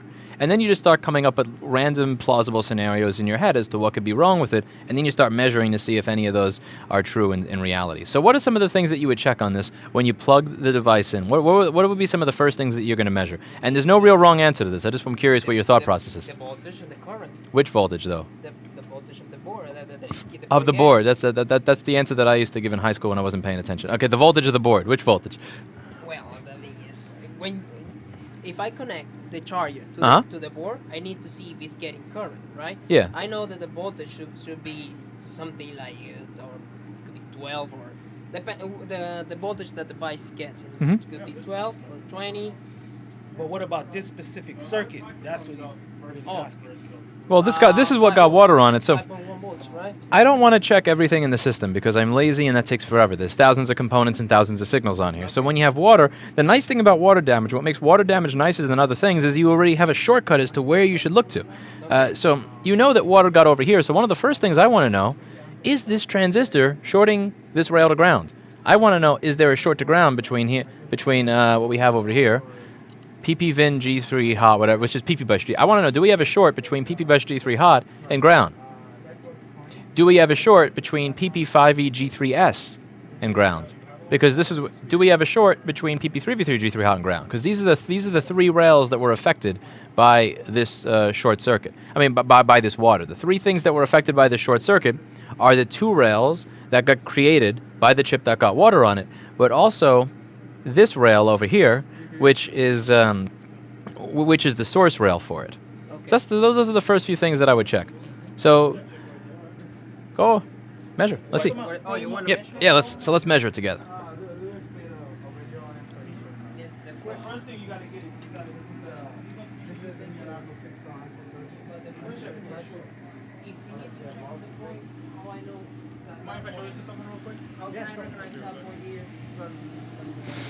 from the board view. From the board. Is David off today from a torn quadricep?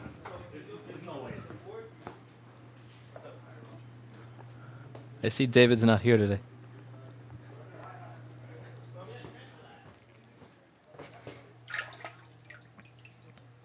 I don't like throwing away food bowls when there's still any sort of liquid or anything in it, so I'll usually toss it in the toilet and then toss it out after washing out the bowl. It's the least you can do to avoid getting bugs or rats in your place of business.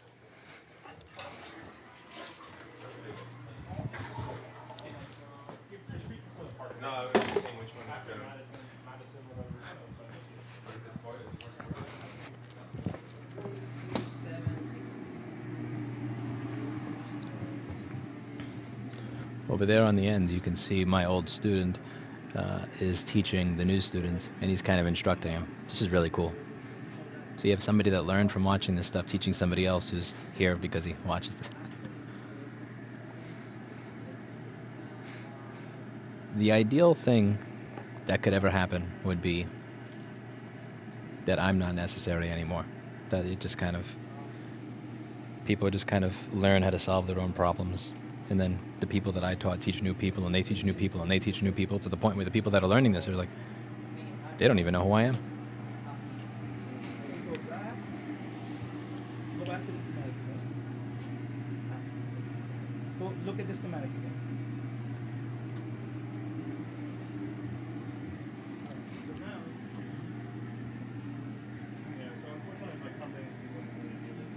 I did file a police report, Neil.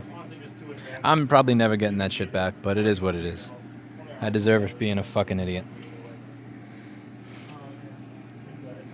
I only got 2 hours of sleep the night before because I had to go to that conference in Chicago, and the flight was at 5 something in the morning. So I had to wake up around 3 in the morning to get there in time. So I slept for about 1 or 2 hours, and I was fucking dead. And by the time I got back for that course, I was completely dead. And when I went to get food, I just left all my stuff there like a dumbass. But it is what it is. It's on me.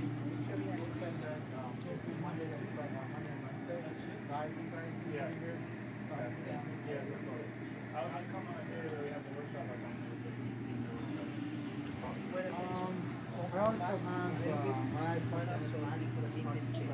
So it's pin 2, 1, 2. No. Is that where the water damage is at? No, the water damage is here. This is the pin that The water damage is here. It's here. It's in here. They always give you something different from what you're working from. Listen, I'll show you. The water damage is coming from these 2 points. You can see. That's why somewhere is. So I would be curious to see if there's a short to ground on that rail. But I also looked at the transistor next to it, because if water got to that cap, then I know that water at some point was on that transistor as well, because it's right next to it. Okay. So the first things first is the... So these are the points, right? So we have, according to the schematic that is right here. So the connection between the transistor and the little cap is this point, right? So if I click on it, I might see the connection between this point and this point. Yeah. If this got water on it, this could have messed with that. But also, if this got water on it, then I can't trust that that didn't get water on it as well. That's why I'm searching in this area. So the first thing I would do you have a short to ground over here? So check for a short first. Do you have a short at that point? And also, do you have a short to ground in any of the rails associated with I it? don't know how to show you that. Okay. This one. So do you know how to use a multimeter? Yes. All right. You plug in USB-C into an iPhone? Bro! Look at his head turning red. I saw that. He's like, what the fuck do you think you're doing? He's plugging a USB-C amp meter into an iPhone. That's hysterical. Yeah, someday he thinks he's European. That's what it is. You made a video on the display IC. Yeah. They're trying to fix it on the iPhone 13. Well, apparently they went back on it, so there's going to be a software update where you don't have to change that. Right, but this is an iPhone 12. So they went to a software. They go being that they already made the chip, built the iPhones already, produced it. There's going to be a software update, supposedly. That's what Apple says. There's going to be a software update that rolls back that requirement that when you change the screen, you have to change that IC. Because you have to change that, like, fuck that.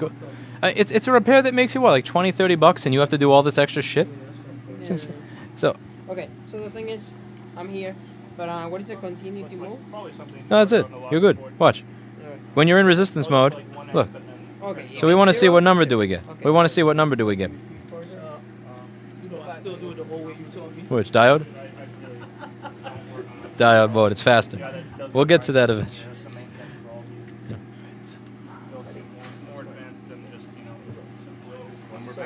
How are you? Have a seat. Be there with you in just 1 minute. So this is the component? Yep, on the other side. On the other side of it. Well, how do you know which side is ground in the component? I know this is ground.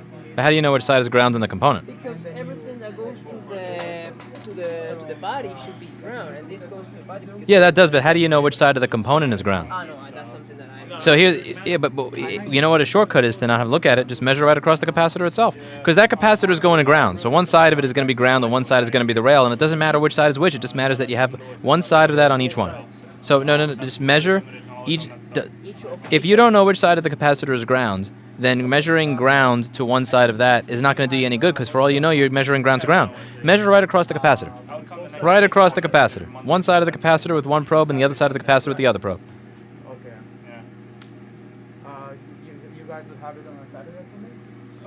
I think Lewis has done And that's not a short circuit. No, that's so lame. That sucks. I know. It means we need to. It needs to. Okay, this means we got to use our brain.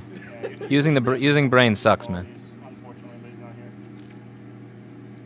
Yeah, you don't got an easy one. Okay. Well, it could be one of the other two things. It could be PP Bush D3 hot or short as a ground. Check and see if PP Bush D3 hot or short as a ground. Maybe you get lucky. What do you have? You got these two babies right here. Oh, shit. Sorry, I have a... No, don't worry about it. As long as it's not covered in blood, I'm good. I should clean this up. So you have a mouse. Well, you have a trackball! Yes, sir. Oh, a man with taste. That's an M570 trackball, too. What a swoosh. What a swoosh. Let's go. Let's go.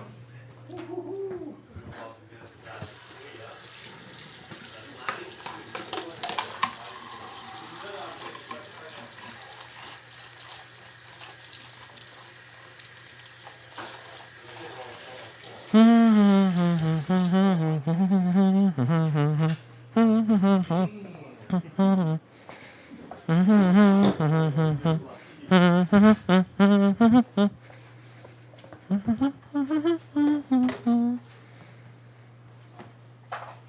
cheeks. Yo, man. Almost there. Why is it Kevin says cheeks and you got excited? Okay. Yes, sir. These two little babies I have for a long time.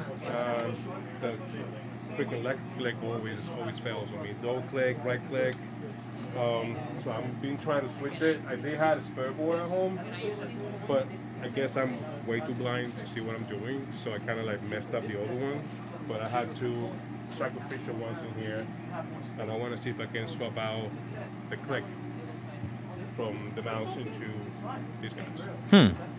I've never opened up a mouse before, so I'm an enemy. Ever since I started, I have two more at home that I couldn't find. I've been using these babies. For I have the a past 10 I have a years. toolkit over here, so you can start with the screwdriver kit that's in here. I've never opened a mouse, so you and I are on equal footing there with knowledge, and let's see what happens.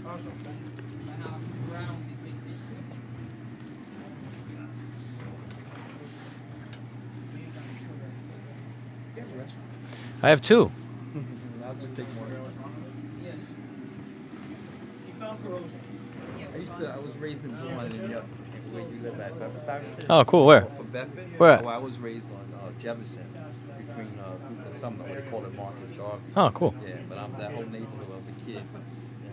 Yeah, I only moved there like 13 years ago. Yeah, because you're on like Bedford and Willoughby around that area?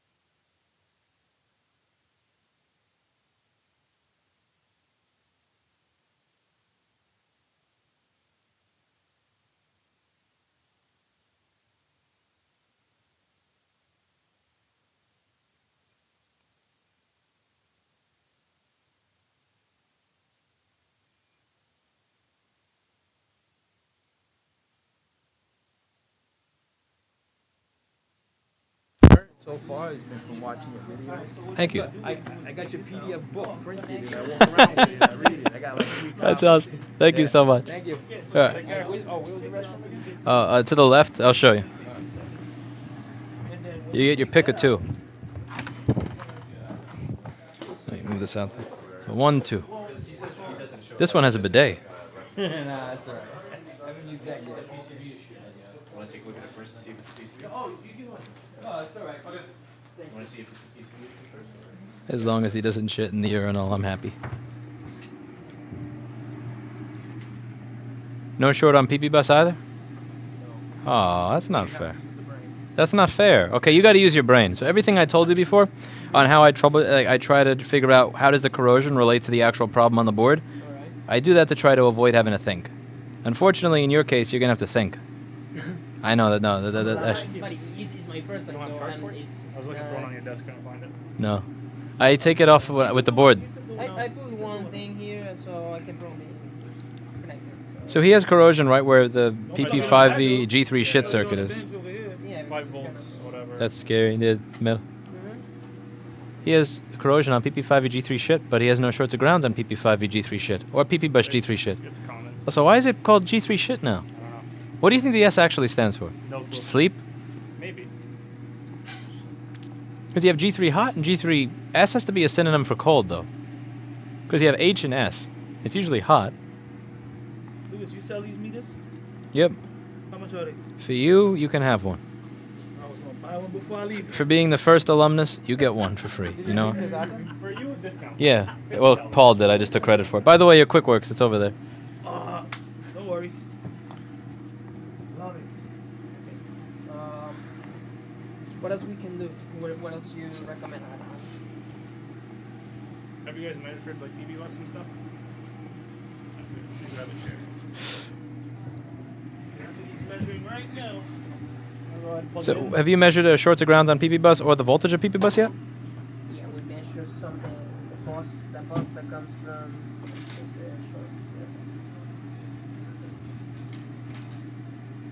What was the name of what you measured, not the physical location of what you measured? Do you remember?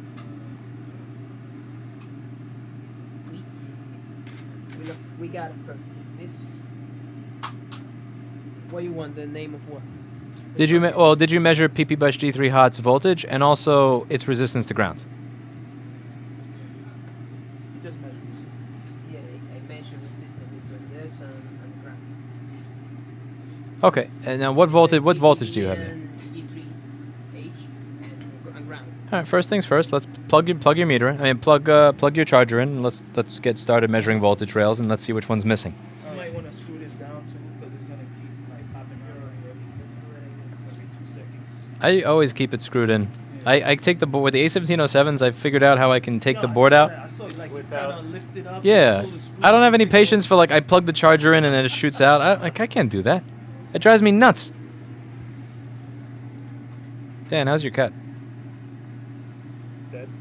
What? I don't have a cat. Well, because it died, or? No. I was waiting for Leo to come back. You have a nice cat tree and stuff. Steve never even scooped a litter. Really? I know. It's just. I'm gonna take my cat to his apartment, let her shit in it, and just take it off. You gotta bring Clinton. Yeah, place I was looking at in New Hampshire to be while I'm looking for a house there doesn't allow animals. So if I couldn't sneak an animal in, I was gonna wind up leaving them at the store. Why? Why is it though? Huh? Why is it like that? A lot of places they just don't want pets there because they think they'll fuck everything up. Well, some people don't. And my cat would. Pets either, you know? No, my cat fucks everything up. Like that's what he does. It destroys the place. Yeah, it's just a temporary place because I wanted to go house shopping up there, but I need to live someplace, so I'm not making a 3.5 hour trip every time it's we want to check this place out.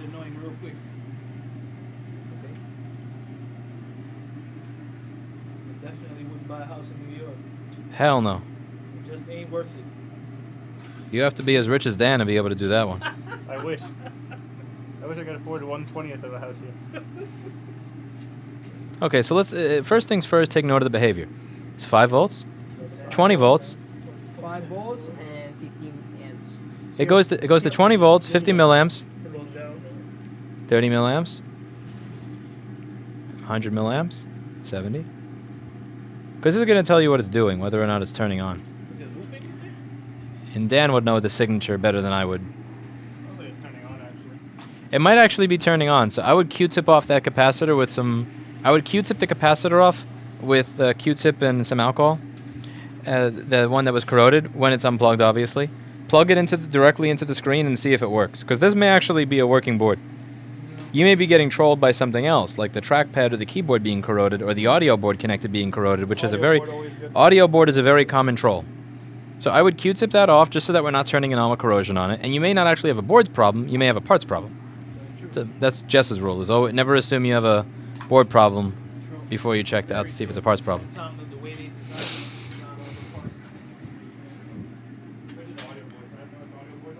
Thank you, Roshan McCanns. Thank you very much. Sorry I couldn't be here for the whole thing. I wasted a lot of time filing a police report. But.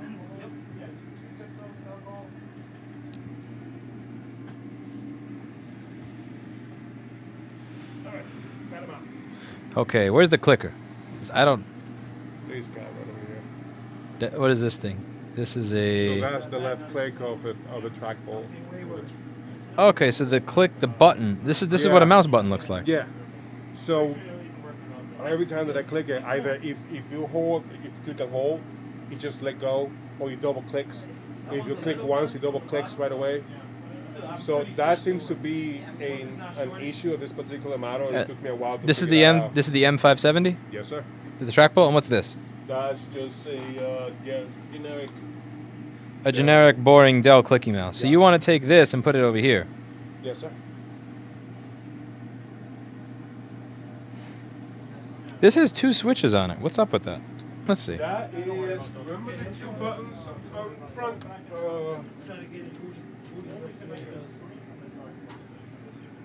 Oh, is that the left and the right button for the browser? Oh yeah, okay. So which one is the one for the mouse? That's this one. Okay, so this is mouse. Okay, I'm learning something. So this is a mouse button over here. Yes, sir. And this is a Dell mouse button. So we have to. Okay, so let's see. Just do me a favor and just kick on the fume extractor. Thank you so much. All right. So this is going to be a little difficult. The main difficulty is going to be we need to desolder this, but we need to not burn the plastic. Yes. Because it's not like a chip. If any hot air I use on that, and that's going to be burned right off of the board. I mean the plastic's going to melt horribly. So the first thing I would do is I would use some leaded solder to make it easier to remove the solder that's there, like so.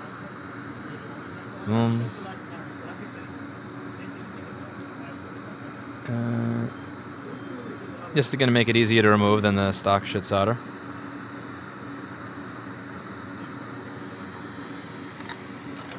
And after that, we find some wick. Here, wick. Here, wicky. Here, wick. Here, Goot Wick.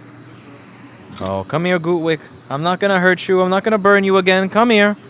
Goot Wick. Wick. I promise I'm not going to burn you. I promise. Look, I'm not going to touch an iron to you. I just need you to show me where you are, okay? Wick. Wick. Here, little wicky, wick. Here. Oh, good wick. Okay, here we go. Goot Wick. Very good. Okay, I promise I'm not going to burn you again. I lied. Lied, mofo. There we go. All right. So this is going to suck up all of the solder around it.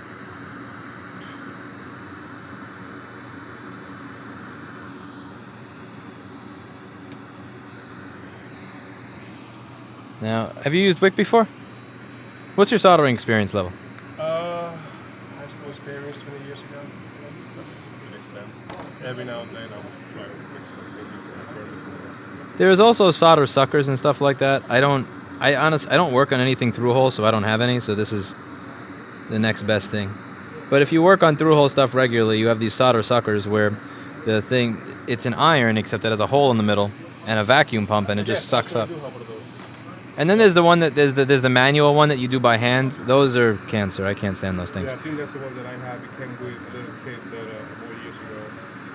That I just started using again. I could never make those things work. But Paul has.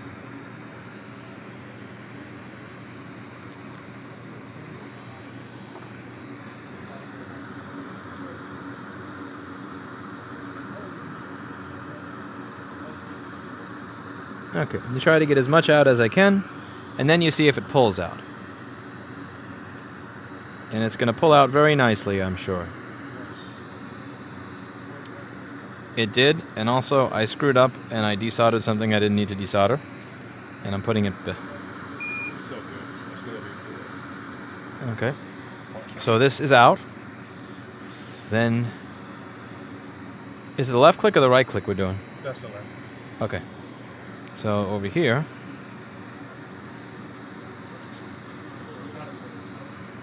the first things first is to put the orientation of it on camera, because if I don't, I'll forget. So I can rewind it. So over here, on the little clicky button is on the top. Now look, it's very interesting is these are 2 completely different mice, but they use the exact same switch. It looks like the same brand of switch, which is very interesting. I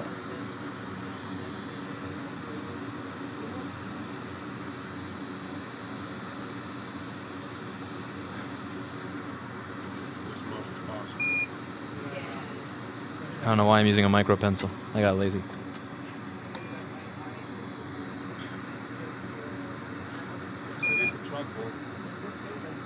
I would have desoldered the right button from the donor. Usually it's less worn.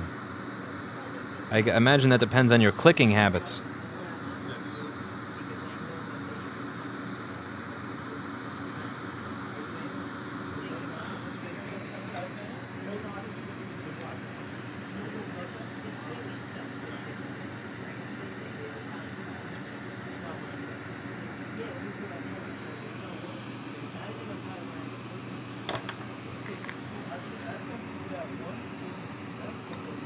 Optical mouse, the way to go? Are you kidding? Trackball. Mice are annoying. You need so much space in your desk. It eats up so much space because you have to have this thing that you move back and forth constantly. These people have no taste, do they? No taste whatsoever. I should kick them out of my damn chat. So you said you have 2 of these, right? 2 more. I should have 4. Okay, so I show you this one, and then I will watch you do the next one. Okay. Make sure you don't.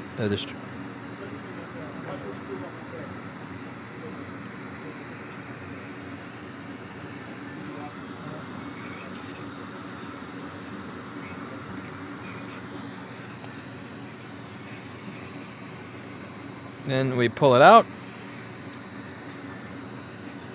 Doesn't want to come out. Didn't do as good a job as I did on the other one.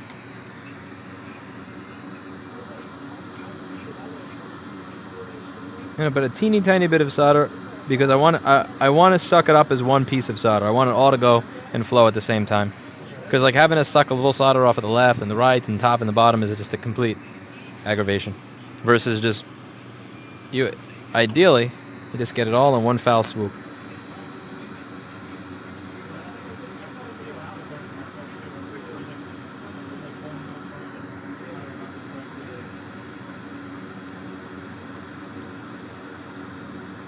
Two.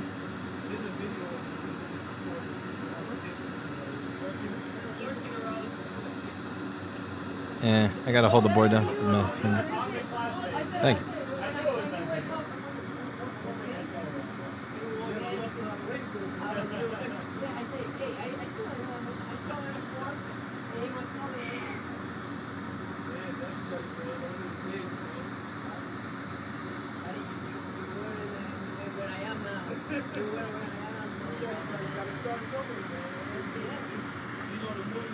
You little mofo.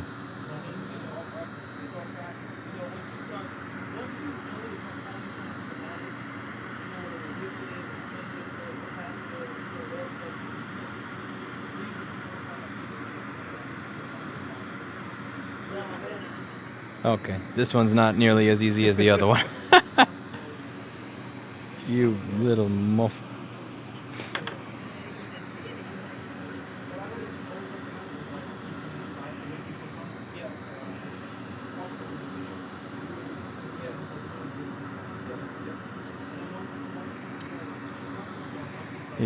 I'm going to use a piece of tweezer for my wick so that I don't burn myself as I tap it.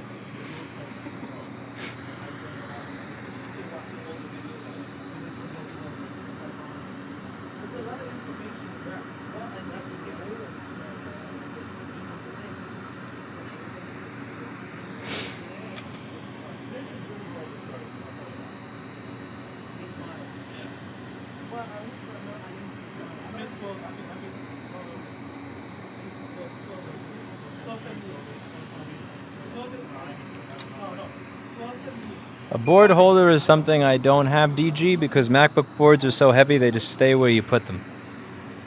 But board holder would be very useful at this point in time. A board holder is definitely something that would be very useful. Wait a second. I'm being nice to the button that I don't need. This is the button that doesn't work, right? Yes. What the hell am I doing?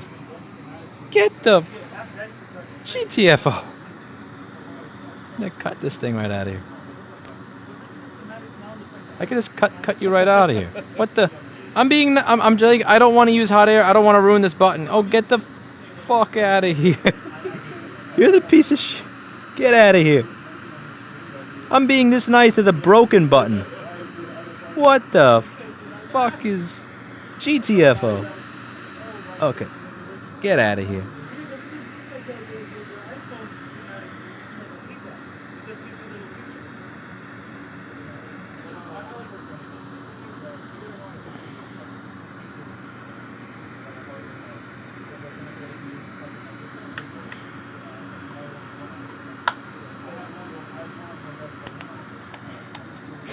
Okay, that felt good actually.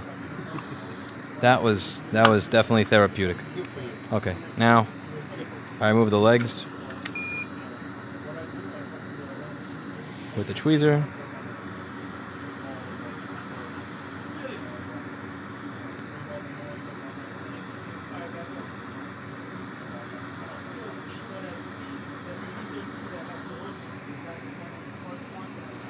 Get it.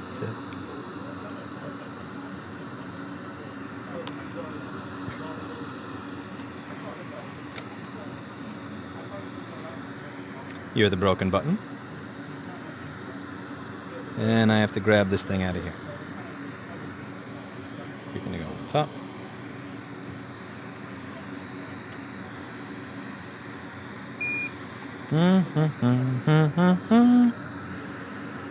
Do you need to suck?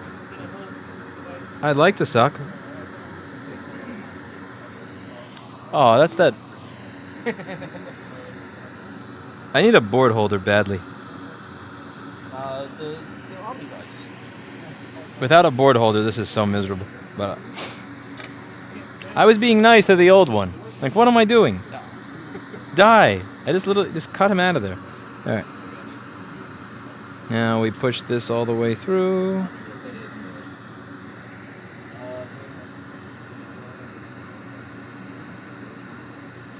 One of those holes could use a little bit more clearance.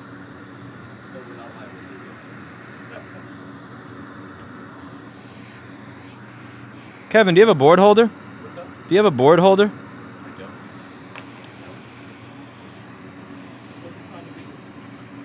If you had a board holder, that would be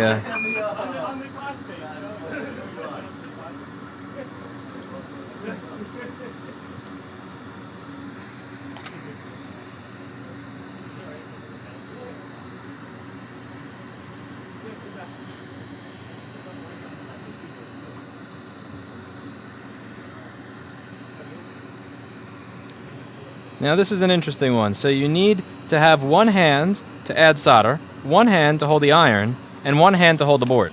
The problem is, to hold the switch in, because if you have your solder holes, if you clear your solder holes perfectly, which you should before you start, then gravity will simply pull the switch down and it'll fall just like that.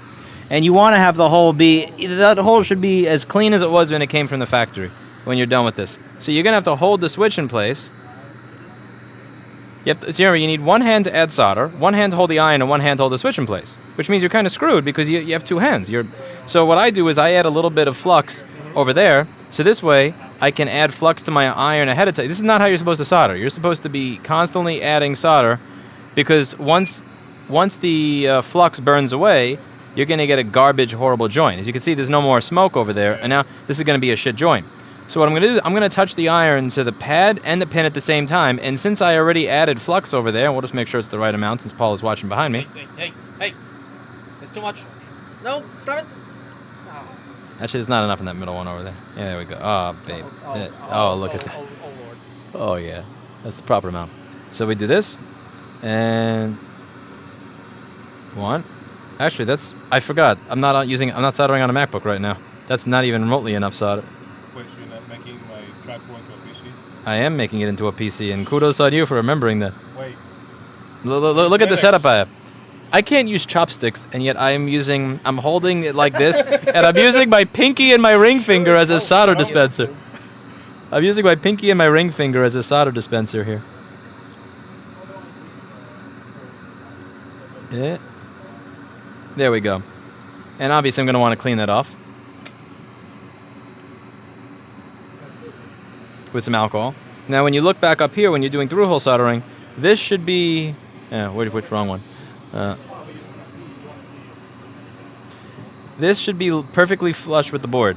So this should be flat. This should be laying flat on the board. If it's laying up, it's easier for it to break, and it's also more susceptible to RF.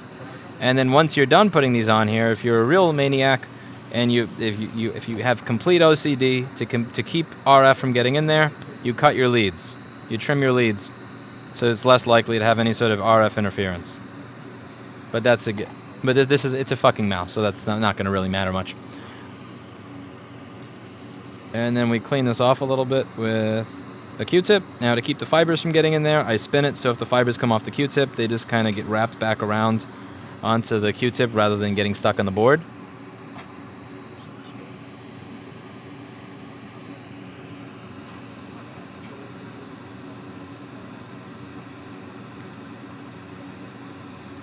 Yeah, so this should be the holes should be as clear as possible before you start, and the switch should lay completely flat on the board, like that. So I shouldn't be able to tell any difference between that switch and the other factory switch.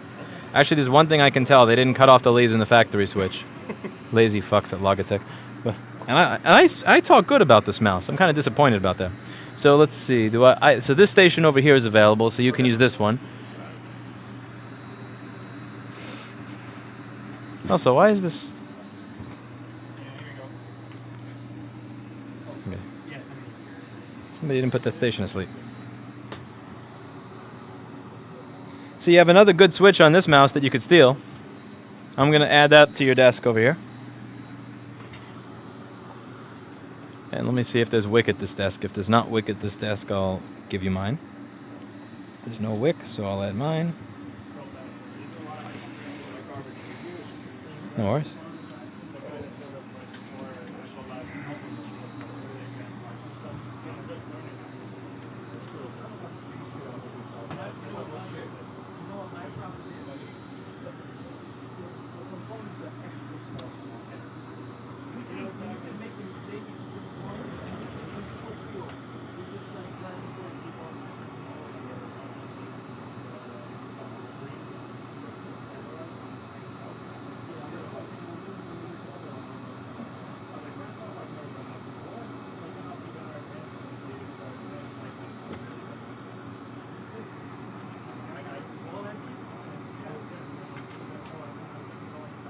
I have to go over a grant report later.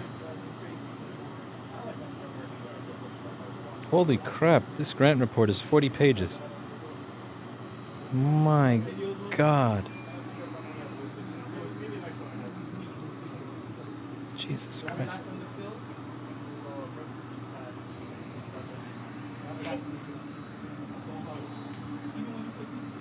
So to have the fume extractor near here when you're soldering. You have a microscope if you want to try. Sorry, that thing is put together like shit. Definitely. All right, so this is on. This is. Yeah, you have a soldering iron, and if you want to use a larger size, you have this. This is a micro pencil. It's made for things that are much smaller. Oh. So you may not. I don't know if this one's going to give you a good experience.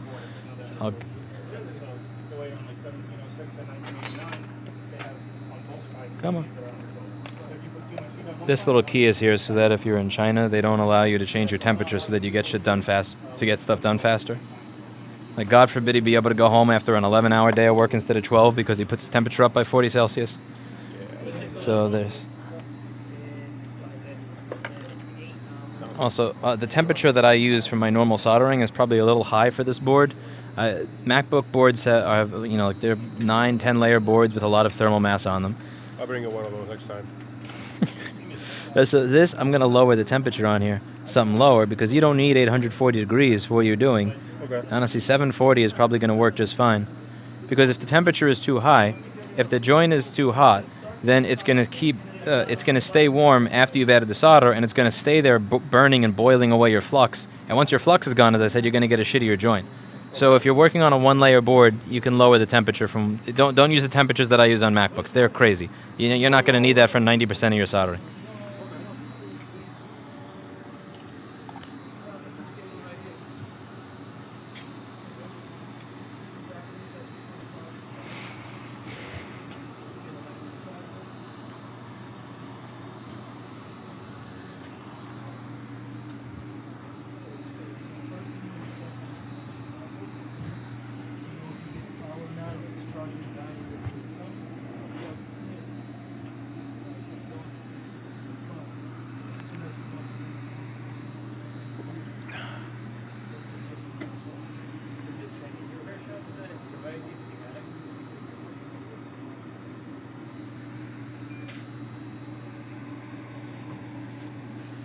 I know, Davey. I know.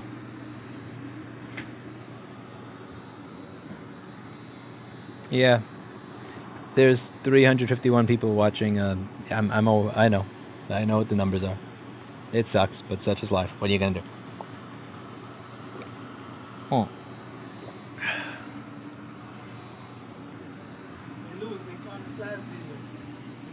No way. You lost weight since then? Yeah, You in way better shape. That's how I lost weight. One of us is in better shape since then. Oh.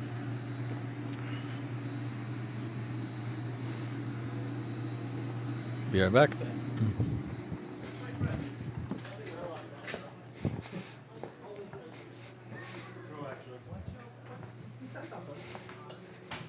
Speaking of Boomer. What is this shitty auto-tune music? Where? I didn't hear it. Nice. Thank you so much. Anytime. What is that? This is HP Pavilion. Oh god, that's a mini HP Pavilion. Yeah. Works boots, right? Yeah. Did you research partition? Did you resize partition? We're fixing a mouse button. A mouse button. That better be a really expensive mouse. It's a nice mouse. Have you ever tried the trackball? No. Cause see where your mouse is, like, there's no room to move back and forth. Oh, you have to put the pointer speed up really quick.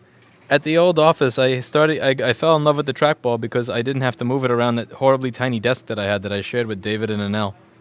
I've gotten used to your trackball, but I don't like it. I love trackball. Are there any other trackballs you prefer? I've never used one other than yours, and the ones that are on the X-ray machine at the airport. They had trackballs. It has to be better than the one on the X-ray machine at the airport.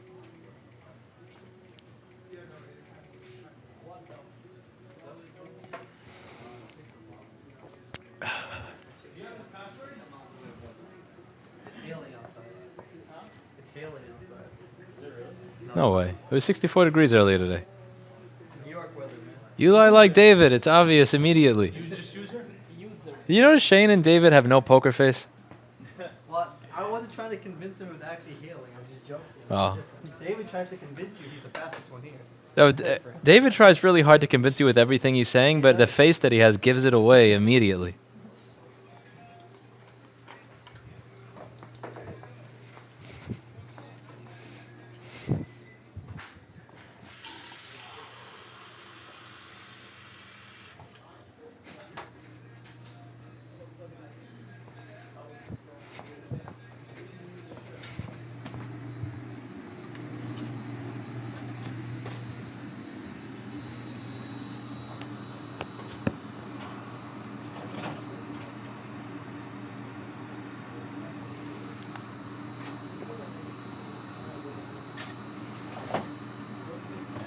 Twitch sucks, Psycho. Oh, sorry. Oh no, it was just to chat. Oh, that's why, bitrate. Oh, Twitch is going to be crying about bitrate. That's what it is.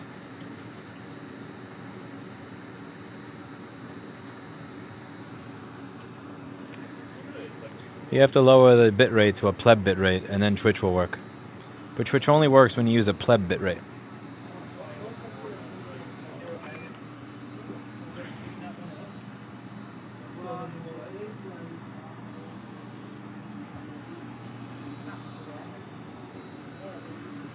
You don't have to have it under the microscope if it's big enough that you don't need it.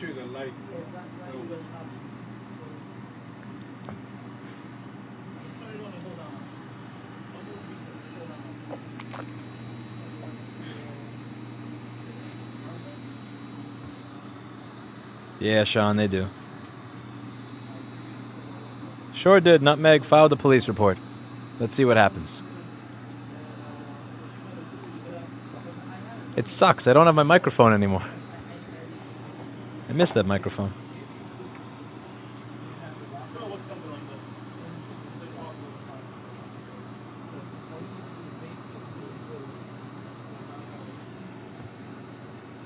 Why police report? Because vigilante justice is not something that New York City is known for, and it's not something that 5'6", out of shape people, out of shape techies are good at. The only thing missing on YouTube streams is donating with PayPal. No, it's right down there. There's a link right down there. Should be. Let's see. Hope there is. Is it there? Here we go. Yeah, the bit.ly post a message link. I think that allows PayPal. Someone traveled to this workshop from Delaware 2 times. Dude last time from Wilmington, Delaware. That's quite a that's a real trip.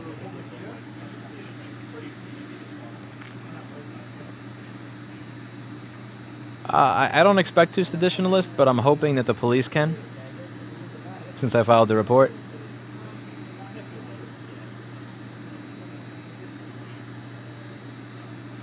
Yes, to meetup.com. There should be a meetup link in the description down below, Jim.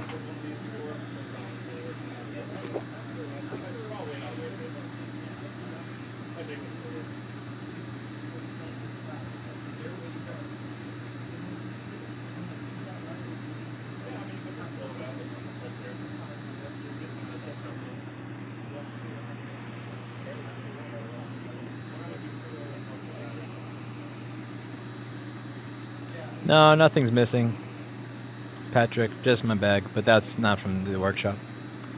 I don't think so.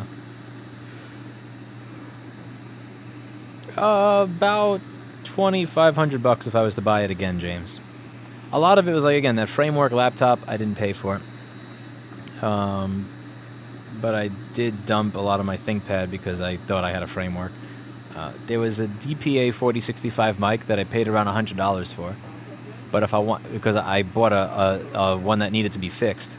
But if I want to buy that mic again, like take a look at look at the cost of this shit. Like it's DPA. Oh, let's see if I find it. This is the mic that I'm wearing right now. Everybody thinks I have a $700 or $800 mic. I don't. I never pay retail. I buy it broken. Yeah. So if you want this microphone, like look at the prices of this shit. It's a good little mic. It's omnidirectional, so if I move it around like this, you don't hear differences in my vocal tonality if it moves around, which I like. It's pretty high quality. And I have all this loud shit on. I have 3 fume extractors on in this room and a giant air filter and an air conditioner, and you can still hear me clearly. That's what I like about the Head 1 mic. So what I usually do is I head over to eBay, and I'll find one for $100 where the band is broken. You gotta like adhese the band or something. But they don't have any available right now. So the 4066 is a nice one too. But again, these are all working. I don't want a working one. This is a connector. Literally the fucking connector for the mic is almost $50. $529, $669, $633, $719, and I never pay full price. What I do again, I usually have bookmarks posted in my on my bookmarks bar, and I'll check them every day for certain things that I'm interested in, and it'll just search eBay and Craigslist for it used.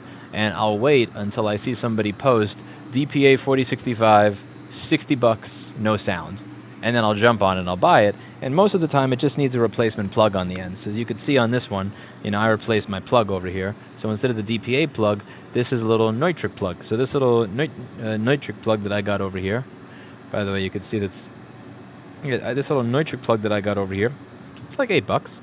And you replace this, and now instead of having I paid like $100 or something for this microphone. Placed the plug, and now I have a $700 mic for $100, $105, and a half hour of my time. So I usually wait for stuff like that. So it's hard to tell the value. Like, would you call this a $100 microphone because I got it for $100, or would you call it $700 or $800 because that's what it actually goes for?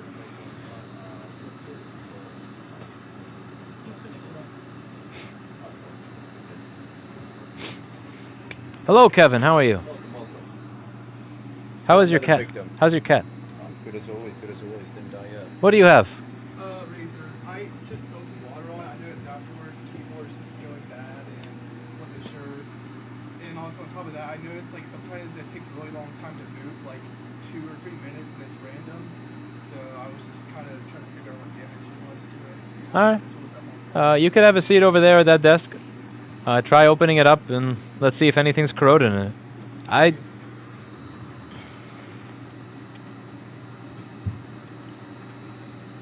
I did not stealth. Nope. Filed police report, that's it. How do you have a web browser in your microscope? Oh, that's magic, bro. Magic.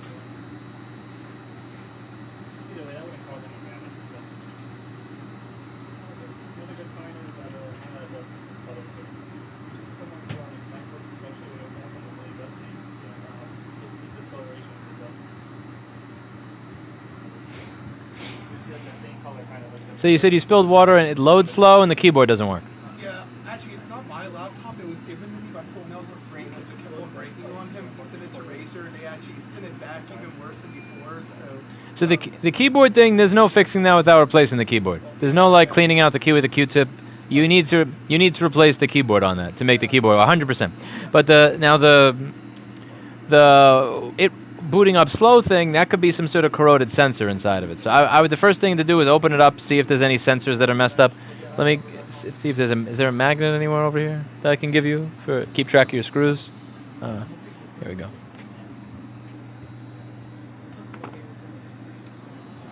So here's a few magnets so you could just keep track of your screws and also magnetize your bits.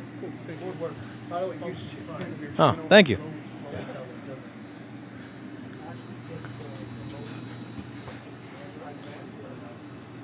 Yeah, Twitch sucks, Sully. Sorry. I do enjoy Radiohead Jigglypuff. Hail to the Thief is one of my favorites. That and OK Computer. And Kid A.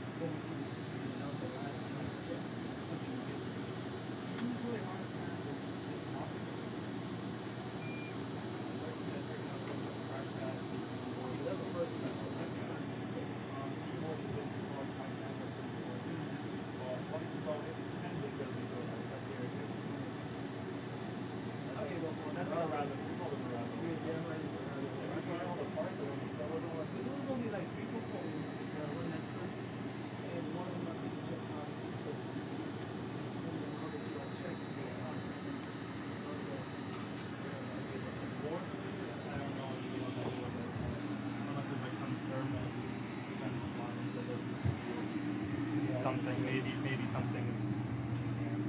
What does it mean? The numbers? 44328, bro. The numbers, bro. 44328 needs you to look at it, bro. Yo, man. The numbers, what do they mean? Welcome. Alright, let's see. 44238, right? Oh shit, customer. Yeah, 328, I think actually. I'm not too sure. Yo, you made me forget. Why does everybody pick on Kevin so much? Because he's so pickable. Kind of is. No, it's, That's it, it's gone. How's your queue? Horrible? obnoxious. What makes it obnoxious today? This thing does not recognize any OS. It needs to be restored and new OS put on it somehow. Luckily, they don't want data. So it doesn't recognize. Oh, is it DFU restore something or? Yeah, but it's just boot looping. Oh, water? No, I think they just messed with updates. Intermittently dying NAND? Possibly. That would be the kind of thing that would be in your shelf. Yeah, always.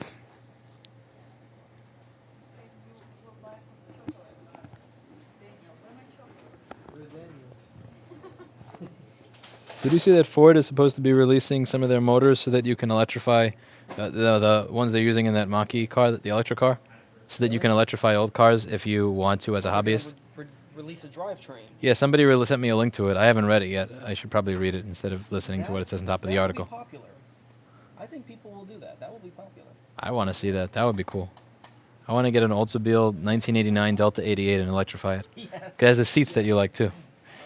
Thanks for the work. Hopefully Europe will start getting really serious about right to repair. I wish I could join this event, but I'm living in Germany. And one day I can fly over if you happen to do it again.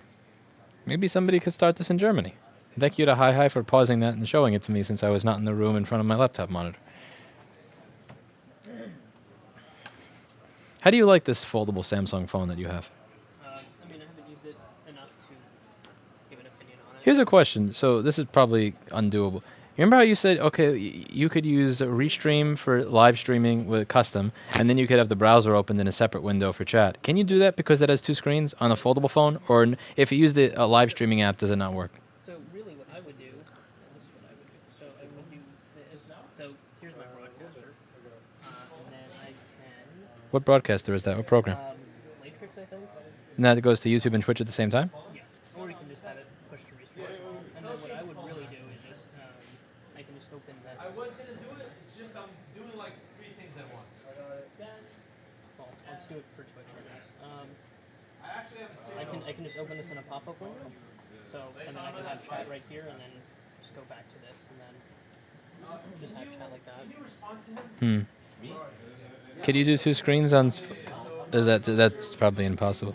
Oh, you mean have like this screen and the screen running at the same time? Yeah. No, unless it's the camera app. Because that would almost make it worth a phone that's 2,000, but.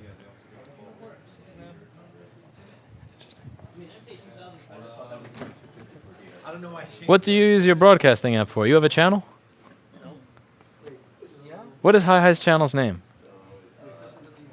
Hi 217. Yeah, we stream Rocket League on it every once in a while. Oh, interesting.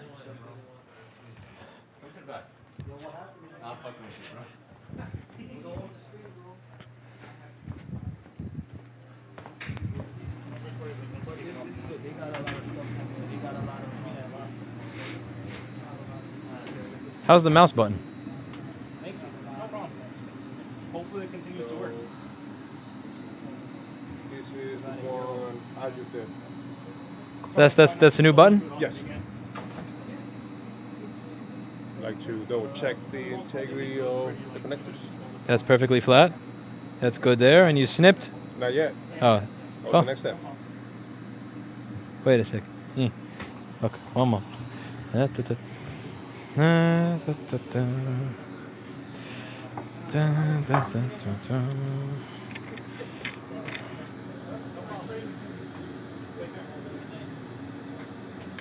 Which is the one that I was looking at? Oh, this one.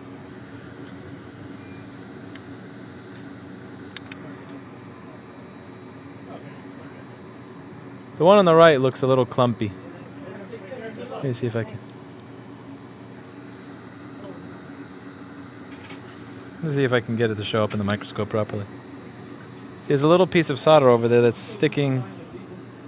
Oh, I see it. Let me do it again. But what is this? See how I can put my tweezer under there? Yeah, it looks like a kitty. Milkudo says don't ask a guy if he's snipped. Point taken. That would make a quality lawsuit.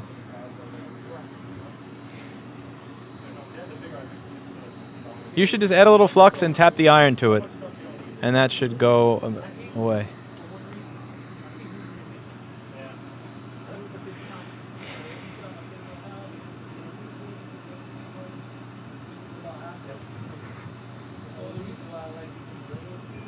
I don't use iPhones, Jigglypuff.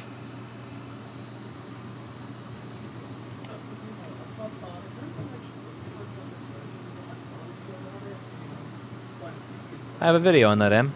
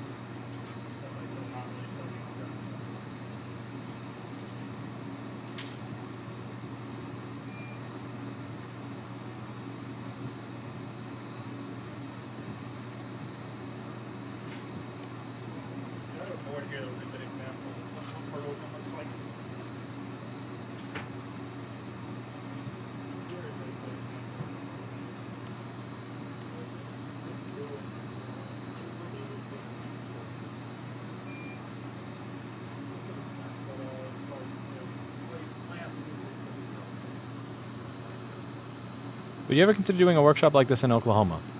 No, because I don't have a shop in Oklahoma.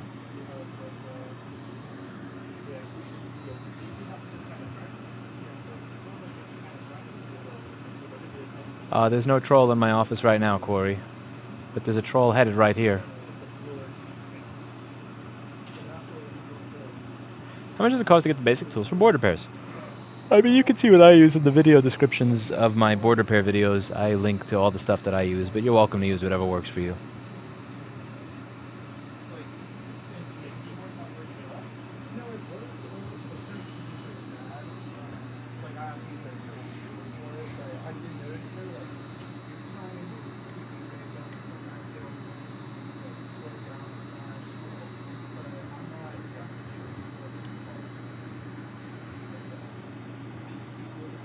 Also, I'm just gonna post some shills in the chat. I'm gonna have a couple of shills here. This is what keeps the... If you want to help me keep these free...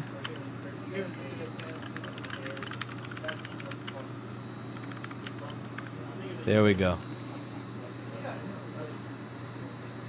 I'm being a shill. Not sure why your building can write off part of your rent as a charitable donation since you have a right to repair nonprofit. Because I am the director of both, and that would be seen by an auditor as me enriching myself. Okay, I have a pinned comment, John, in the video I did, and I think it explains it well. Let's see if I found it. Let me see if I could find it. Yeah, the pinned comment in the video that I released yesterday.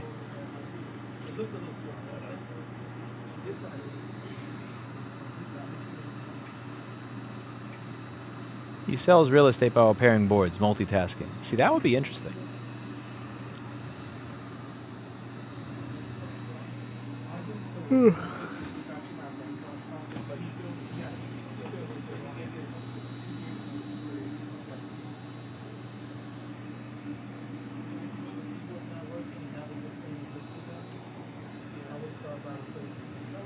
Better? Much better. Yes, that looks like a... I think that pad may have just gotten a little lifted off of the board. Let's see if it works. Put that one back together and see if it works. Yeah, I actually work on a robotics team at NYU. Oh, so it's gonna be easy for you. You go to NYU? Yeah, I do. Oh, I got rejected to NYU in 2006. Oh, damn. So yeah, you should definitely know how to take this shit apart better than me. Pictures of our robots if you want to see it. We placed third internationally. His friend spilled liquid on it, gave it away to him. Some keyboard keys don't work. Sometimes it boots super slow. Sometimes it boots fast. I told him there's probably corrosion somewhere on some sensor somewhere that's causing the slowness, and that you have to just replace the keyboard to make the keyboard work properly. Yeah, I don't see any corrosion though. From You my have own to- glance. You have to take the board out. Yeah.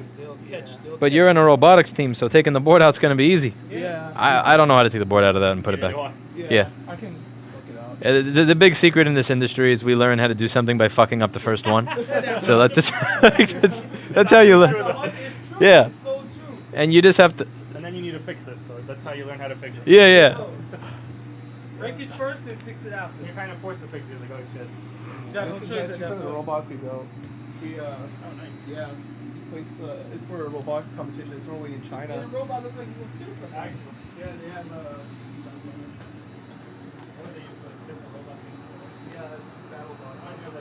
Yeah, so yeah, it's okay. yeah.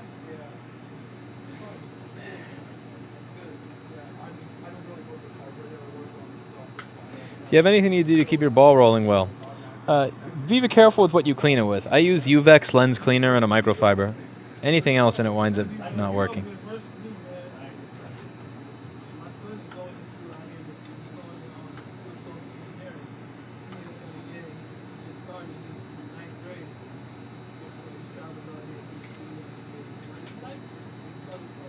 Workspace could be provided, would you do it in Oklahoma? I mean, that's the thing. Like here, I'm doing these for free, but I'm able to, like, it's at my workspace, so it's not like I'm commuting to do it or anything like that. If I had to fly across the country to do this, I probably would be less interested in doing it for free, just being honest with you. Like here, it's, for me to leave this free workshop and go to, quote, work, I just literally just, walk 5 steps down. Where'd my Uvex go?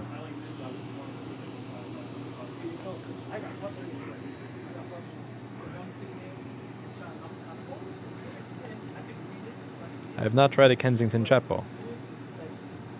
There is no slow chat, Jigglypuff. Just my channel's in the shitter. So, yeah, there's only 300 people here. You have any plans to do an interview with Fairphone? I don't have any, but I'd love to talk to them. Kind of curious why they're not open to making schematics available.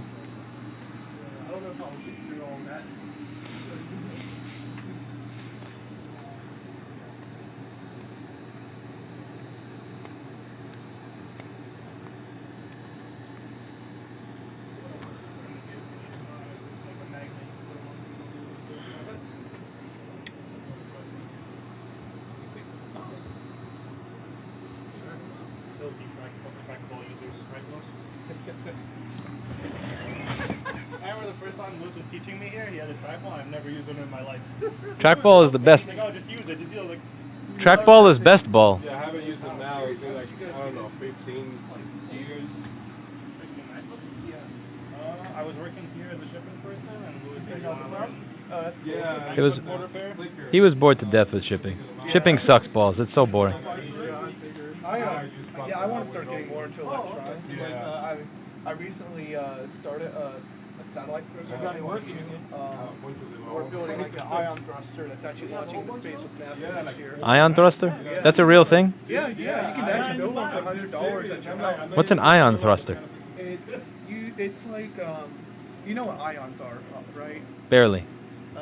Basically, all it is it, instead of using like fuel, like gas or whatever, like with traditional rockets to propel it, it uses electricity.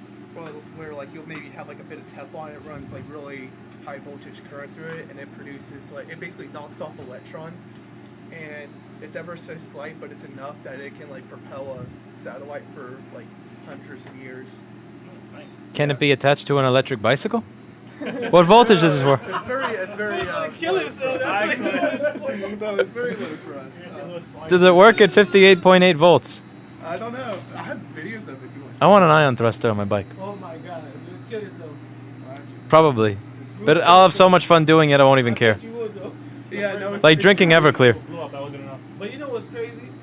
My friend had one of the bikes, and I rode it, and it goes like 20 miles an hour. It's like a rush, man. I'm sitting there like, Yeah. I'm trying to go faster. It's different on a bike. Yeah. 20 miles an hour. You need more. 40 on the highway. I do not. I've never gone above 20 on my bicycle. You never went above 20. I obey Ambassador Cuomo and de Blasio. Yeah, okay.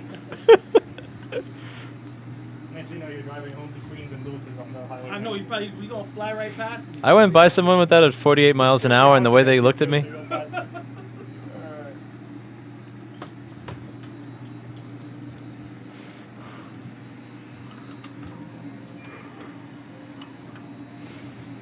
Looks like Erica the troll is late. She's not going to get to bring her stuff.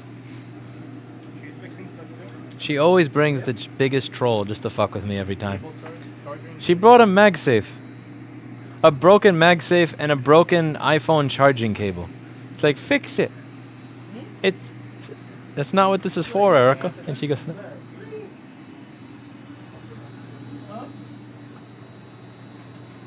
maybe, Jiggly, but you can just ask a question here.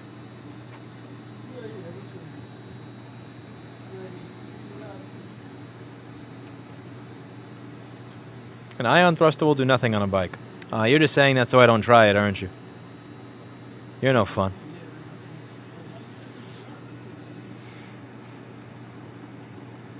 How do you fix an obscure Android phone like a non-flagship? You break the first one that you try to fix, and then you'll fix the next one. Oh, will you stop crying, Jigglypuff. I've read every single one of your comments. Any tips on how to prepare small enamel wires for soldering?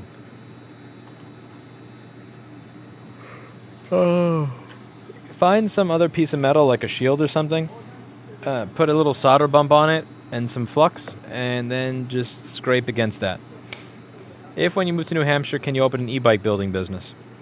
You don't want an e-bike that I made. Like, I don't make e-bikes because I'm good at it. I make e-bikes because you can't buy one that's pre-made that does what I want because it's illegal. So you don't want, like, there are many people out there that are good at building bikes. You don't want mine. Like, I have faith in my bike, but you don't want my bike. You want somebody else's bike.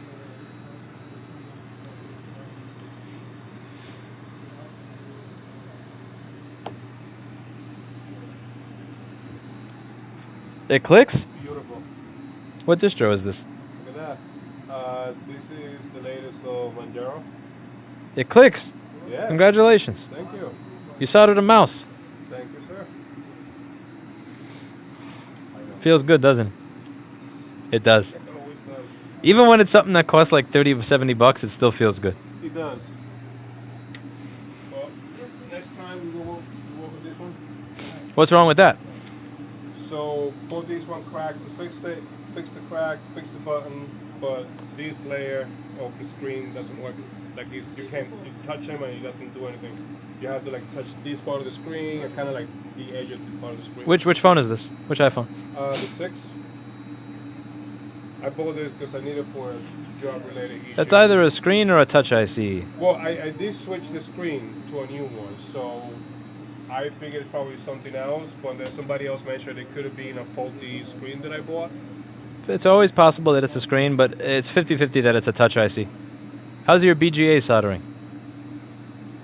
BGA? Okay, so that's something that you're going to have to work on a build up to doing that. I'll definitely do that. Love it. Love this. Oh, finally. Okay, you back.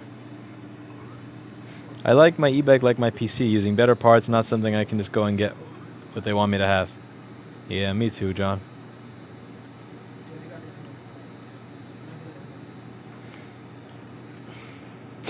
Have you seen Theo Joy created an app that destroys scam comments because YouTube wouldn't? I have not seen that, but I hear the title of the video and I'm already intrigued.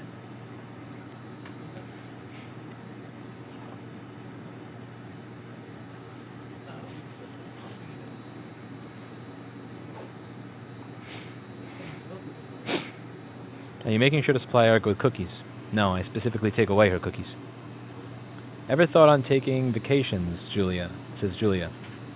I'm not really good when I take vacations. I kind of become a stressed out asshole.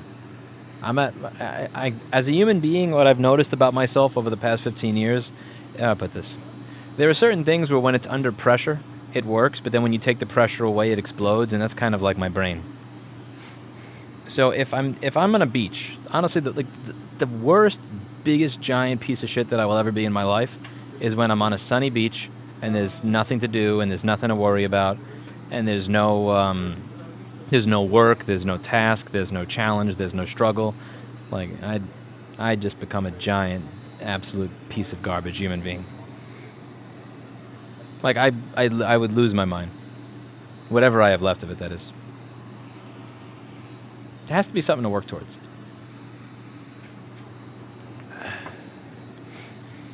I had a dog when I was a kid. Her name was... I can't tell you her name because that's my secret password question everywhere.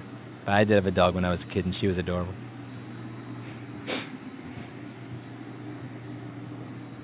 Pictures I remember were Scrooge back.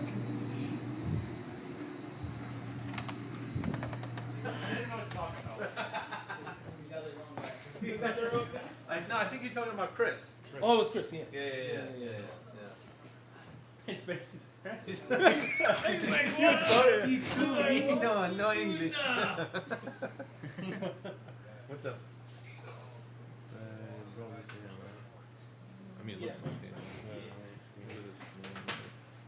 He's so tall that when he goes to the store, he can't find pants to go all the way down. Look at this. Feel bad. You're marginalized.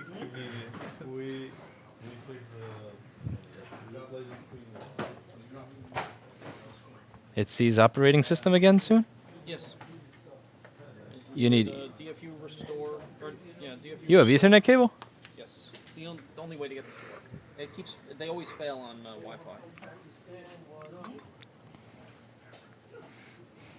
He got his mouse to work. He fixed the mouse. Did he buy a new button for it? No, we took... You know when you buy a PC and they give you that piece of crap mouse that comes with it? That's not ergonomic. Yeah, he had all those Dells that are painful to hold because they're not... It's totally flat. Yeah, it's like they're horrible. But apparently it's the exact same switch. It's the same button and everything. Cool. And it's just 3 little things. You desolder, put the new one in, and you have a button. Or as Erica would say, a button. A button? Button. If you ask Erica when she comes in to say kitten, Manhattan, button, cotton, Manhattan...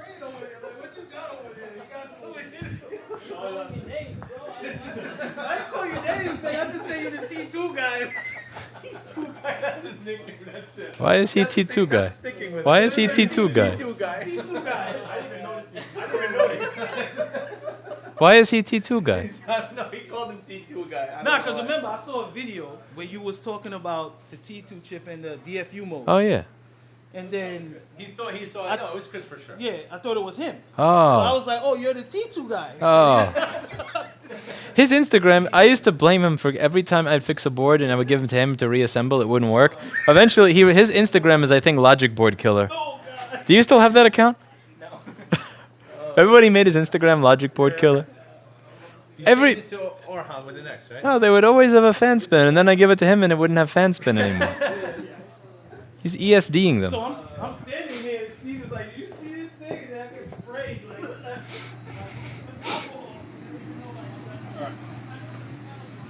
How Mouse. much are you going to be here for?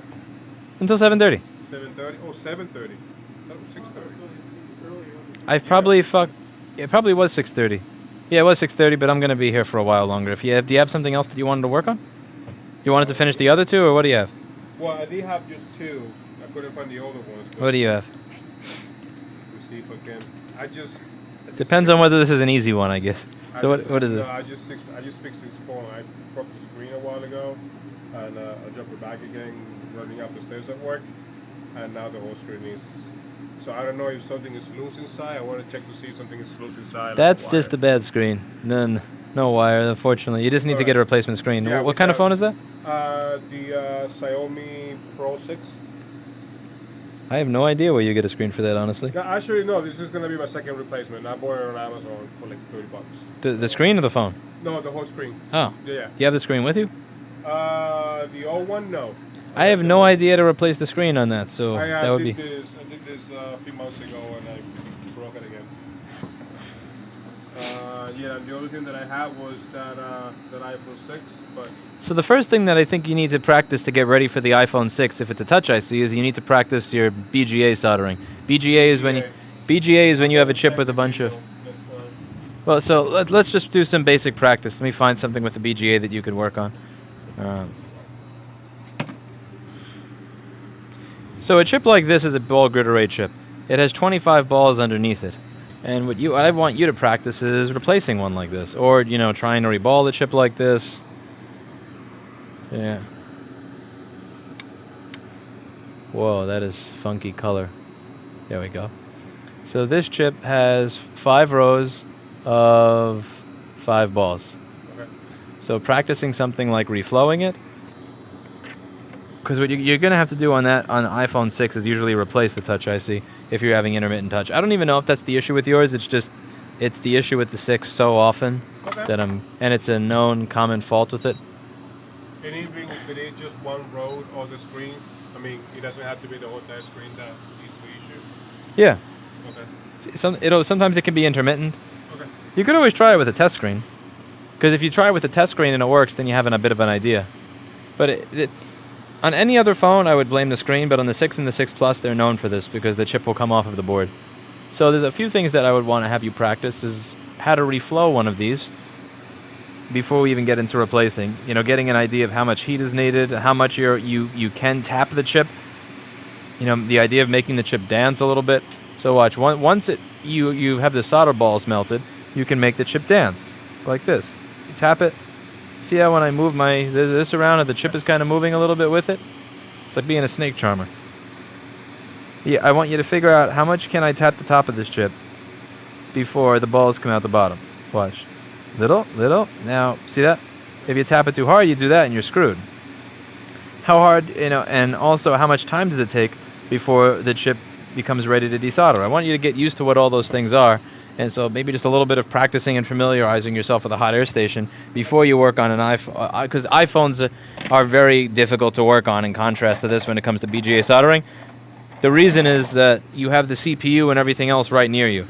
So over here, you have a BGA chip that's like all the way over here. And then you have the CPU over here. And then it's like CPU here, BGA chip all the way over there. So you could heat this and the CPU is never getting warm. The stuff around it is. On an iPhone, the board is... like your LED drive, your chip is here and your CPU is there. Excuse me, I just had a hiccup. And your NAND or your drive is over there, so everything is really close. So you have to use the minimal amount of hot air to actually get something done. So it's easier if you get some experience in a donor board first. Okay. Thank you. I really want to get to a point where I understand everything you do. Do I have to go to school for it? No, I didn't even go to school for this. The actual chip issues I can't do. I have no idea what to look for or even solder. I would honestly just tell you to go back to my beginning board repair videos and just watch as many of them as humanly possible, and then read the PDF guide that's in all those board repair videos. So this training guide over here, I include this in all of my board repair videos. I just posted it into the chat right now. And this is really helpful for people who are new. And I have a playlist on my channel for board repairs. Let's see if I can find it. Should be somewhere over here. So if you go playlists, I really got to fix this shit because this is such a clusterfuck. Oh my god, this is a mess. You're going to want to scroll down to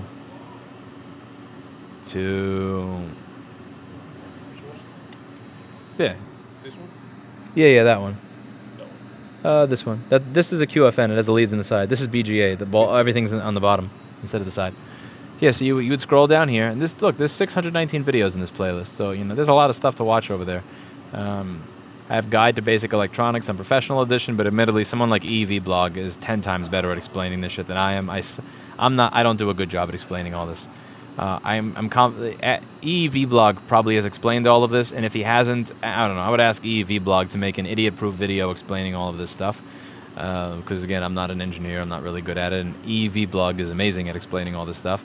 But here, again, you have pretty much 600 of these board repair videos, and there's a lot of stuff in there to watch, and I think that it would benefit you to watch it if you're beginning or just starting out Jigglypuff. And practice on donor boards. Can you help me fix my USB wall wart? Sometimes I'm kind of happy that there's an entirety of a country between you and I, JP.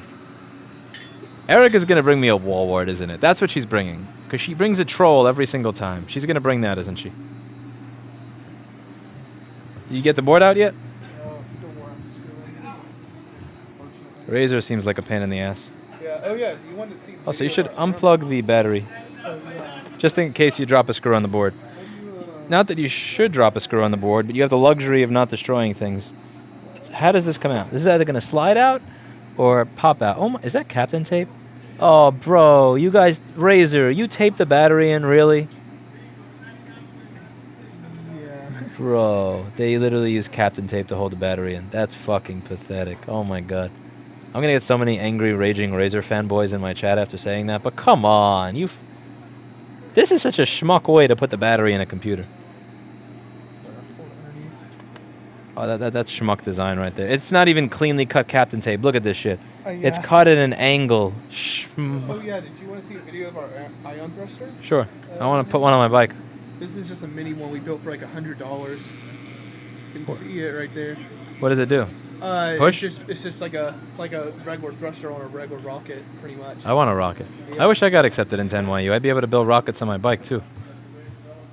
And attend Scott Galloway's classes and listen to him trash WeWork. Oh, you missed the Oh, you missed some.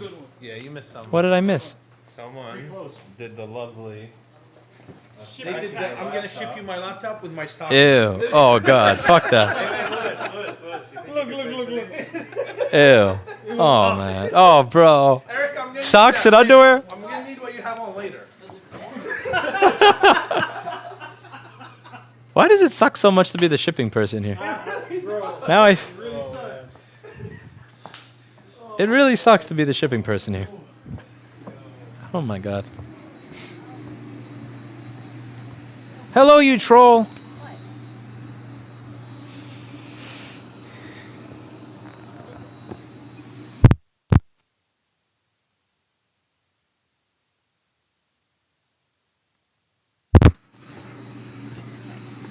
The only microphone I have left now. Just buy another one.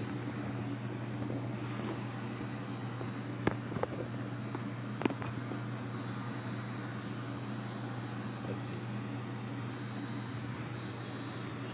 What?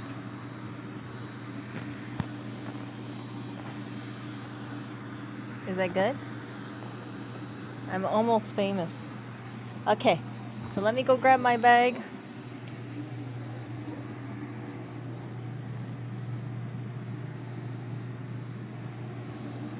Okay, so I come bearing gifts here.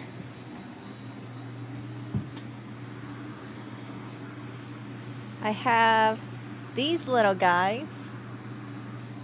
Thought you could use it. You have a repair shop. I heard these Task are wipers. wonderful. Yeah. See? One. Yes, now I can jerk off at work. What? I No. have to get my hands dirty. What? A bunch of wipes. Yeah, I got you a bunch of wipes, but I also got you something else. You guys want to see it? Okay. Okay. So this was actually okay. Hold up a second. No, So- Craig, no. What? No, I did not. What? Oh, where'd it go? Uh-oh, I'm missing a piece. 1 second. Okay, here it is. So I have this, because this is a repair workshop, I have this power bank over here and Paul fixed it. However, I have this part over here and I need it to stick over here. So I was wondering in your wonderful repair shop if you have any adhesive that I can use to stick on here. See? I was going to do scotch tape, but I thought it was very unprofessional. What? Are you going to Captain tape this thing on too? No, see? Like it had some kind of clear adhesive here, see? Like it sticks on here. No, I don't want that yellow scotch tape. What? No. Fixed. That is not professional. Fixed. Perfect. Here's also the batteries are going to degrade. It's going to last a lot longer now. You're going to get a lot better battery life out of this. The bars are going to be there longer. Yeah, but nothing There can you plug go. in. Nothing can plug in. Yeah. This is such a shoddy repair. Yeah, look, this is... Hey. Okay, but that's not all I have left, okay? So let me see.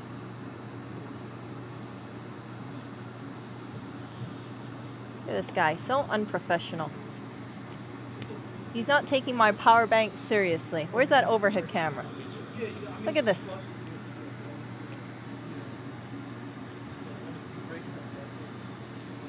I'm gonna have to figure out a more professional solution.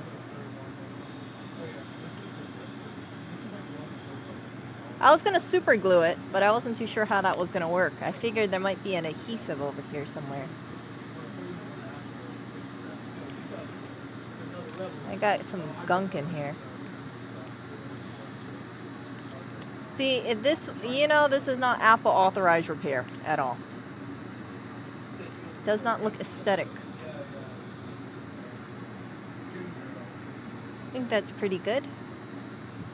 And I need one more piece. Where'd my snippies go? Yeah, where do you put that tape? Where do you put it?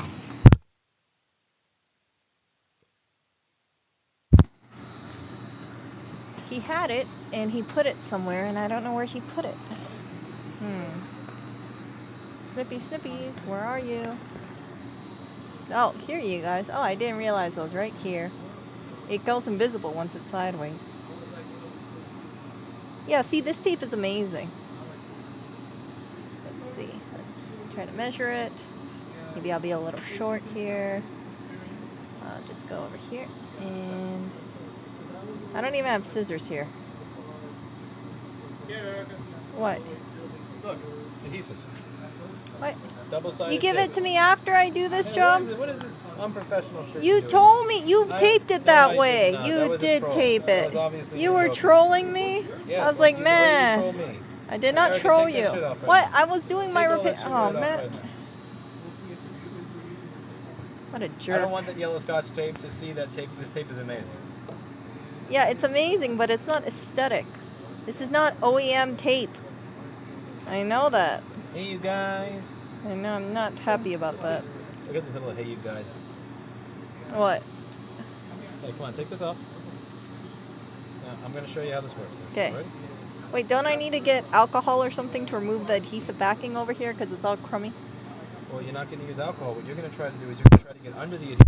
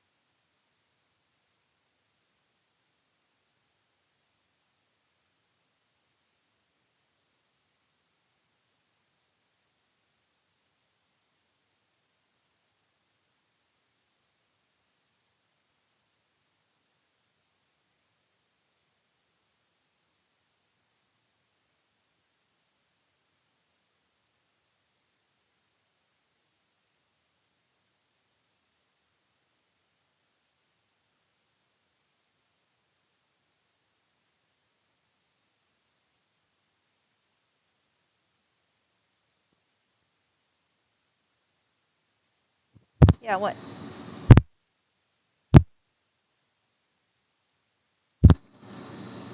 Erica. Yeah, what? I was unplugged. Put this to yourself.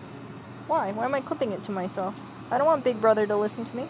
Big Brother's already listening to me. Okay. Okay, here we go. Yeah, so I was saying that, yeah. See this? It works. No, I was not talking about schematics or anything like that. It dropped. It dropped. Okay, so let's go. Let us go over here. I know. Did you see my X-Acto knife work? Ooh. I know.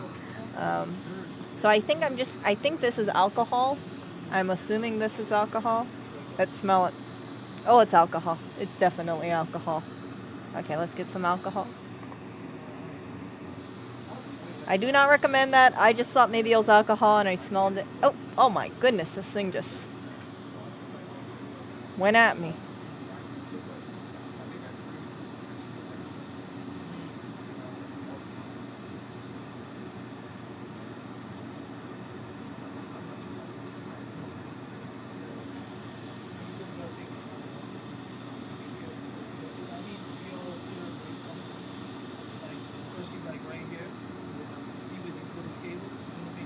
Ooh, look at this. Ooh, more alcohol.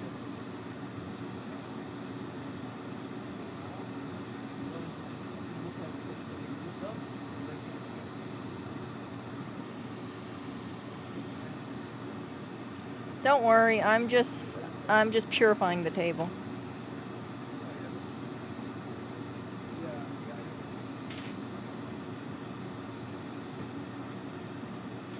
I'm not a professional, you guys. I'm not authorized. Okay, and then we got one drying thing over here. That looks good.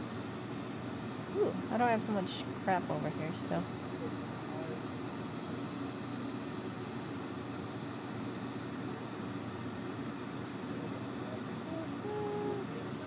And then we clean up our workstation over here. Fibers coming off.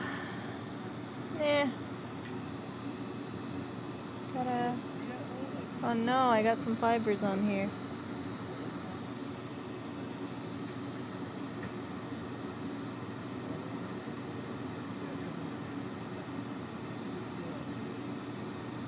Yeah, it's good enough.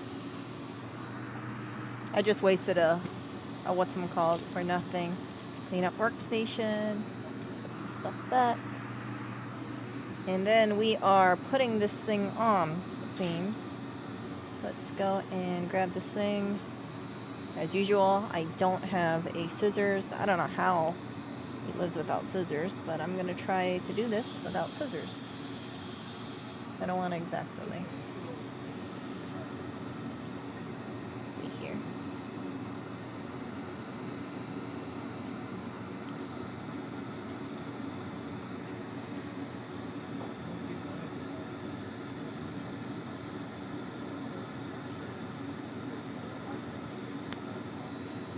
Is that what that blue square is over there? You saw that blue square? Is that supposed to tell me how long to cut? I don't know. See that? See that blue line there? Kind of seems like it, yeah. You know, I thought this thing said Tesla for a second. I was like, whoa, Tesla makes tape? That's pretty cool. Here we go. And then we will put more Tesla tape. Not Tesla. Tesla tape.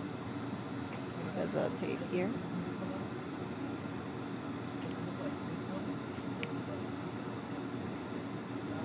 And we will stick some right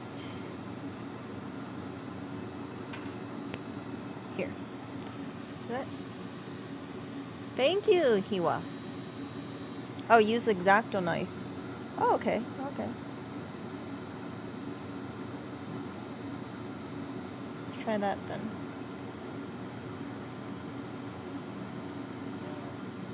Okay, let's do this.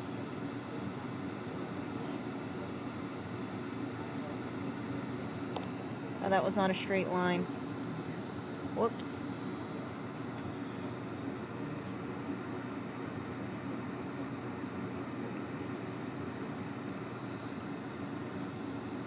As you can tell, I am not a oh, dang it.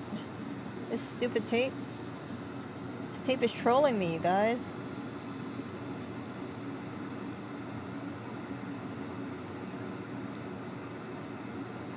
And I cut the mat. That's okay. It's a cutting mat.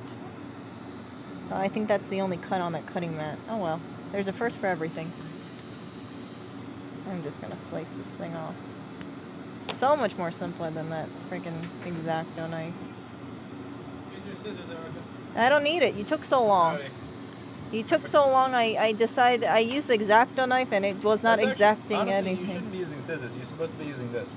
Yeah, I was These are flush using that. cutters. Yes, but someone told me I'm supposed to use a Flush cutter. yeah, I did that. Is that? I think that one's a little screwed up. I think it's okay.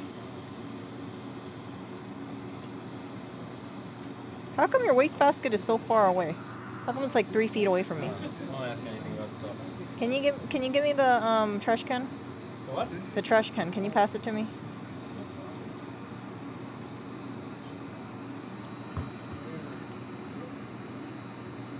If you have the trash can right next to you, it's super easy to throw things. You ever know about Rachel Ray? She has this thing called a rubbish bowl, and I think that would be super smart to have one over here. Look it up. I think it's called a rubbish bowl, or trash bowl, or something like that. She cleans everything, and she just puts it all in one big giant bowl. And then afterwards, oh, wait, this is dirty. This is dirty over here.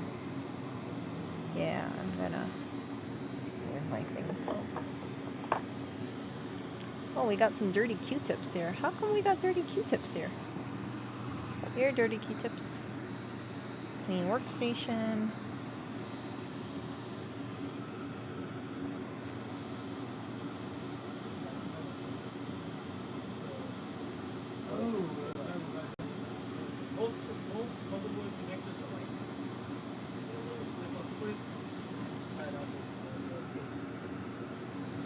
I need more Q-tips.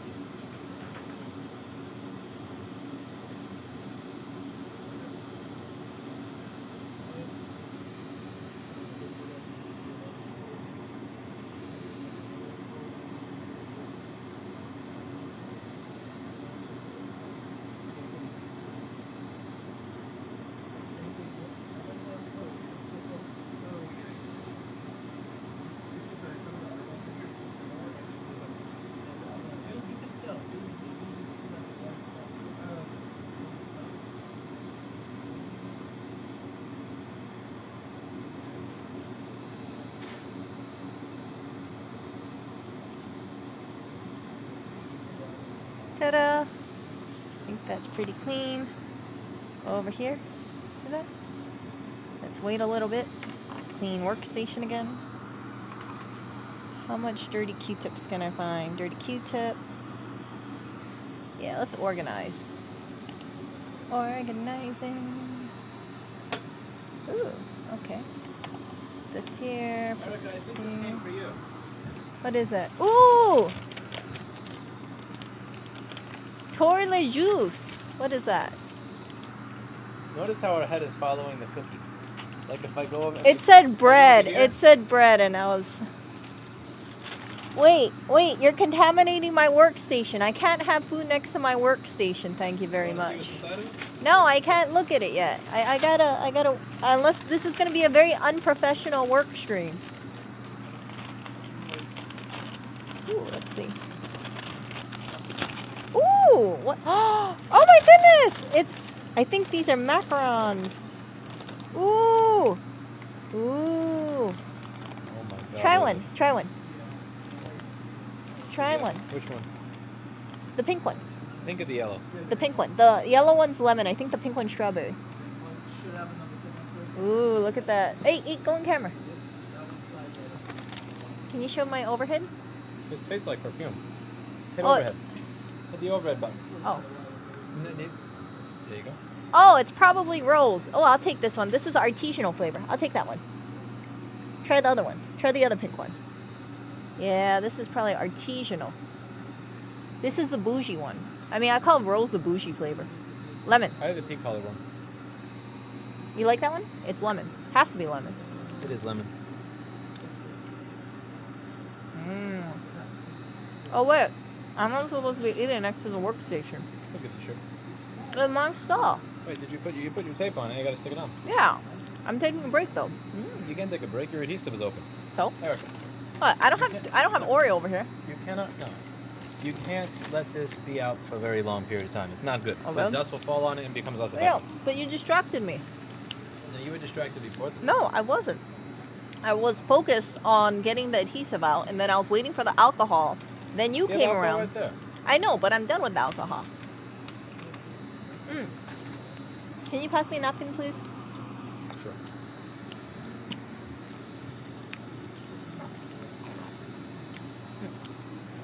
Thank you. Okay. Who got this? JP. God bless that man.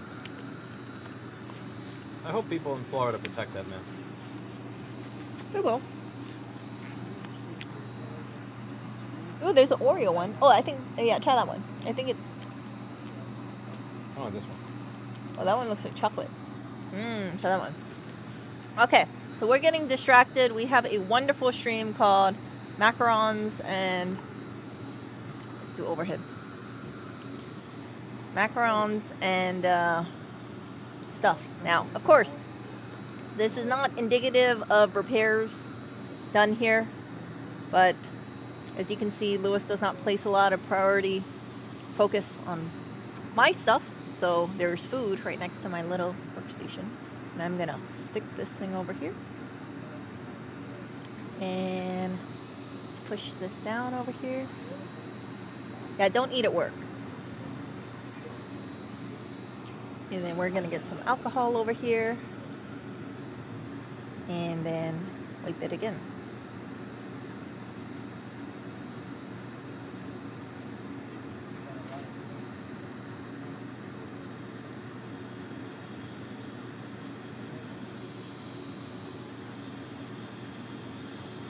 No, they're macarons. Macaroon is the coconut one, right?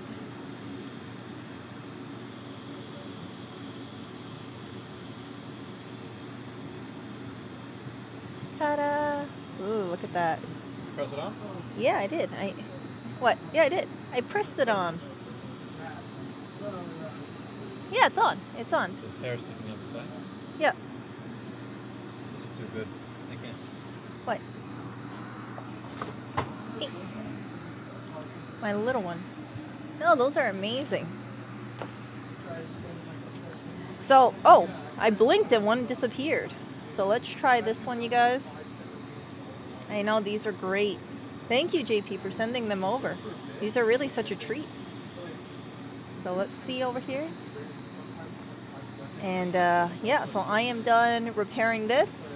Just want to thank the macaron eating guy behind me for helping me fix it. Unfortunately, his mouth is full because he's just eating them. But yeah, this is fixed. Now I do have one more thing that I need to get repaired. Very, very important. Now, this is something that I've been holding off on quite some time. And I know I seem like a hypocrite because I haven't repaired this stuff in a while, but I want to show it to you. Yes, this was actually a repair that I did. Very unprofessional. You can see I tried to use the heat shrink, but the heat shrink did not work very well. See that? And then I also have a little bit of corrosion over here. So I don't know how you would fix it, but I'm here at the repair workshop and my little things. See this? Look at that. Oh, look at this wire. Yeah, this might look familiar to you for a few of you guys. But I'm going to let the professional repair person over here help me with this thing. Look at that. Oh. See, Apple makes such great products, but after a while, if you have an old iPhone or something, it kind of crackles on you. See that? Kind of sucks. So I will let him... Okay, so here is my piece de resistance over here. You can see, because I am all about trying to repair things. I brought something that required a lot of technical skill over here. This is a repair that I tried to do. Now, I tried to use my little heat sink over here, my shrink heat wrap thingy-majingy, but that didn't work because it was too big. So then I tried duct taping and that didn't work. But if you look, oh. GTFO. So what would you suggest that I do? Can I just Captain tape it and we'll be good? Buy another cable. Why? Can't you repair it? No. Why? It has corrosion over here. I thought you could just dip it in an ultrasonic. Buy another cable. What? I thought this was a repair workshop. What Not happened? for this piece of shit. What? How Some is this a things are piece too of shit? far gone, Erica. It's not too far gone. It's a fucking iPhone 4 cable. It- Not only is the cable ripped, but the connector is corroded. I know. Buy another fucking cable, Erica. Man, what a jerk. Okay, so that is, I guess this is deemed unrepairable. You can't just dip it in an ultrasonic Fine, get rid of cleaner? the tape first. Okay, we're gonna see if this works. No, it's corrosion. It's corrosion. If you guys remember, Lewis fixed an iPhone 4 for me, and she had this. a liquid damaged iPhone 4. and this- She really liked it for this one game that she plays on it, but she can't play on anything newer. So Oh, I look fixed at her this. iPhone 4 board. It's like a $15 phone, but she wanted that phone. Oh, look at this. Snip, snip, snip. Let's get my snippers over here. It looks like it might just be suggested you go to the back. It's like that. Ooh, it's like performing surgery. Cheapskate surgery. Yeah. Like you look at the board, it looked perfect. Did you know when I was younger I wanted to be a dentist? I decided against it when I found out you had to work on cadavers. Oh, look at that. Oh, look how beautiful that is. I know. I'm thinking. I know. Look at this. High value item, I know. So the only thing I don't like about iPhone cables is that after a while they get all crinkly and crackety. So I'm hoping, whoops, oh my goodness, did my wire snap? Oh, whoops. I'm hoping by doing this repair stream, you guys can actually have a very useful repair. Oh my god, this thing is disintegrating on me. Do you see it? It's like, oh, blessing me. If only I had Apple stock since this phone came out. That would have been beautiful. When this phone came out, if I bought Apple stock, I would have been very, very happy. Not financial advice. No. It's not a special Pikachu edition. You can see that I did the very classic mistake over here. Let me go and move over to my microscope camera. Hey. Where'd my microscope go? Okay, we're just gonna have to go low overhead. Seems like this microscope is broken. Let's try again. Why are you broken? Are you on? How I turn this thing on? I don't know. There must be a light here somewhere. Oh, I don't know how to work this thing.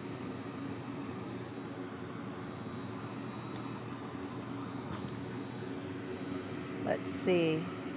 Shouldn't there be an on and off button on here? On button. Where you at, on button? Okay, so let's go over here. Let's talk about this. So if you look over here, you can see this beautiful on its last string wire over here. And yeah, I had this lying around. I want to see if maybe some Captain tape can stabilize it. I think it would. I think if I Captain tape it, it would be good. So I want to try Captain tape it. And then I don't know what I'm going to do about the corrosion bit over here. No.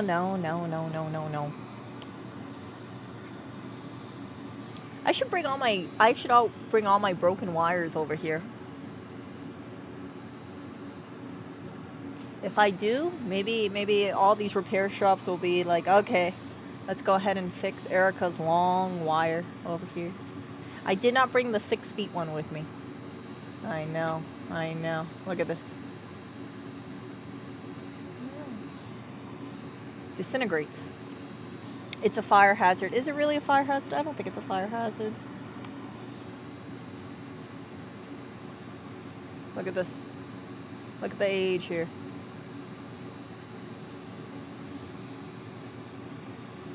Save the captain tape, just dump the cable. Let's see what is being suggested here. Now, in all honesty, I haven't used this iPhone 4 in quite some time, but for repair, I want to see if it can be repaired.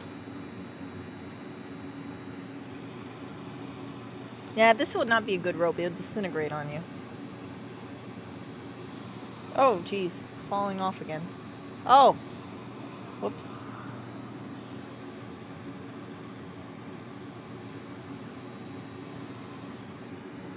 It's a MacBook killer. No, no, no. It's just a charging cable. See? See inside? Ooh, corrosion. Corrosion.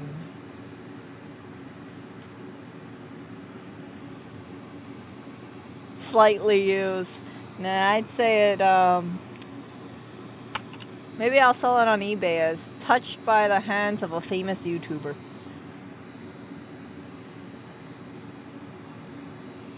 Okay. So let me get my hand sanitizer really quick. This warrants...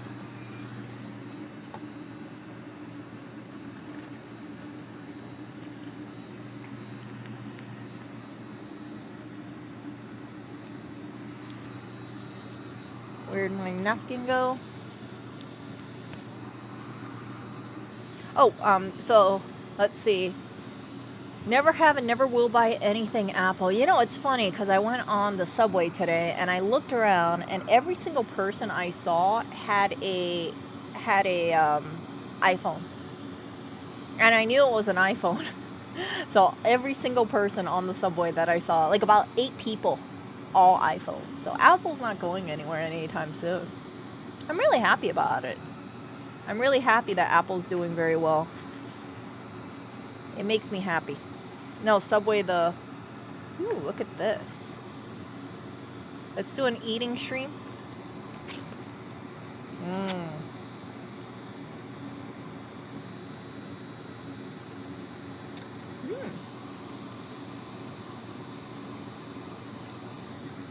I think this is sesame, but I'm not too sure.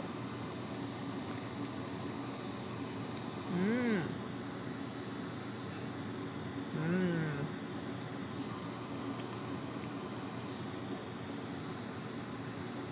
I'm gonna save the other half for someone.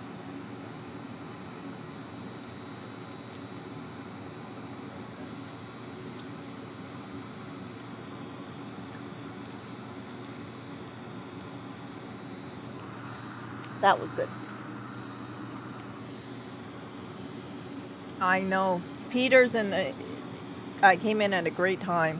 When Lewis is not on camera and I'm on camera. Here. You know I'm here.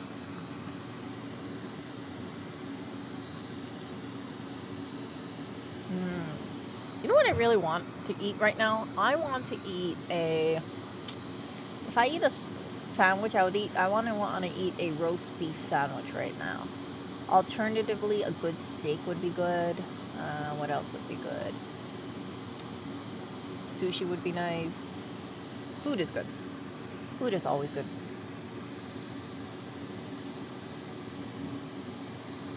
I know. I'm waiting. So I have a good feeling the captain tape is going to have to come out. So I put the captain tape over here. Lewis is probably going to need his... Did he take that other adhesive circly tape? The Tesla tape? Oh, no, I have the Tesla tape over here.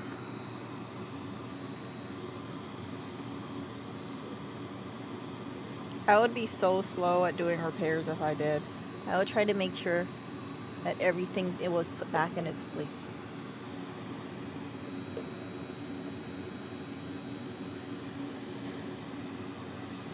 Okay, let's see over here.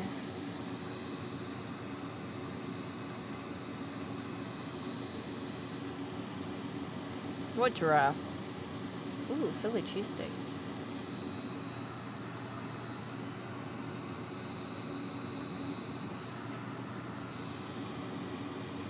No, Subway has a pretty good, let's see, their turkey sandwich is pretty good. Their turkey bacon is quite nice.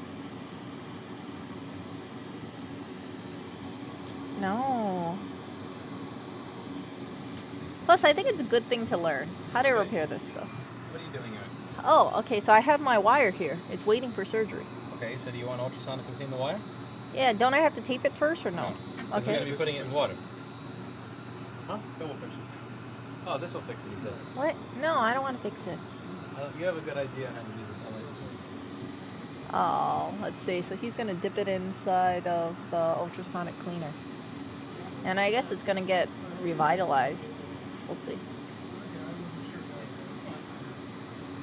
I'm sure he's a fan of it. Gaffer's tape. Really? Boiled pasta with ground walnuts and. Where do you live, Marcel?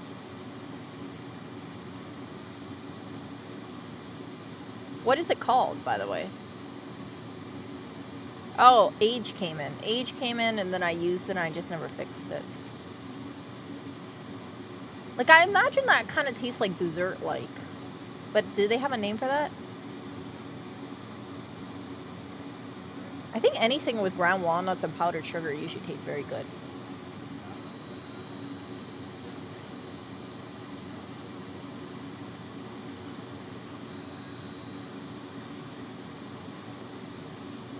Do you know what pasta I can never get tired of? Pesto pasta. Oh, I love pesto pasta so much.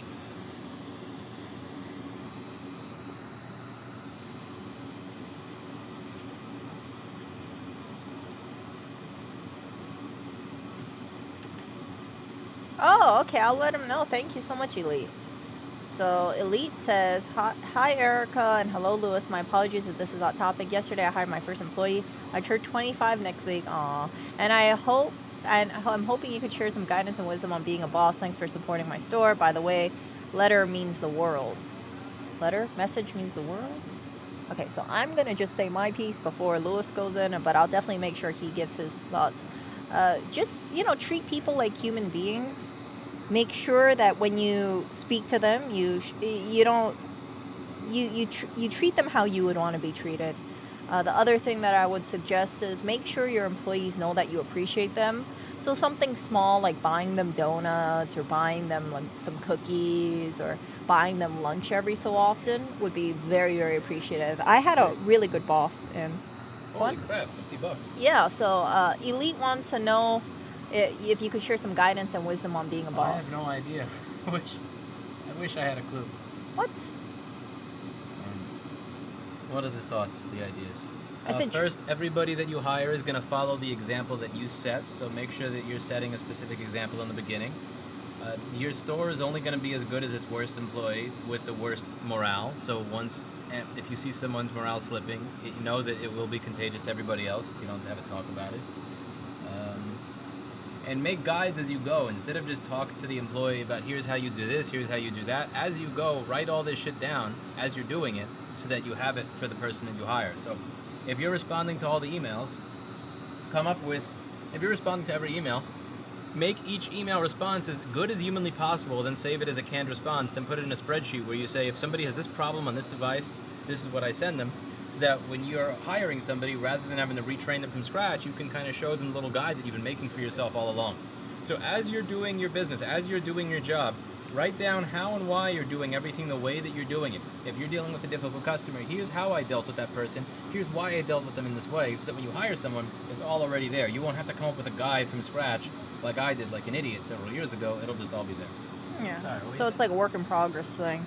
But yeah, so I had a boss in Hawaii, really great boss, and one of the things that I really liked about him was that the way he was towards the employees, he made people feel like they mattered. It wasn't just, oh, you're doing a job and you're hired to do a job. He tried to get to know people, not too much, but it was just enough so you feel like you know what's going on. Like, oh, okay, what are your hobbies and things like that, or what have you been doing lately, that kind of stuff. But he asked everybody. So if something was going on with people, let's say they had a fundraiser or something, he would know about it, kind of thing. But yeah, I have nothing bad to say about my last boss in Hawaii. Really great person. I looked up to them a lot. What do I do for a living, Erica? Right now, I don't have a job. I have my stock portfolio, and I've kind of been riding that, and it's been quite nice. But the whole thing about me is that I've always said that I've always wanted to grow my stock portfolio, and you can't really grow your stock portfolio unless you put more money in or you wait, right? So I've been looking into getting a job, and I applied for one, and then I found out they didn't even get back to me. I was like, oh, jeez. Yeah, take it day by day. Just always ask yourself, Before we get to that part. however I'm speaking to a person, would I appreciate it if I was on the other side of it?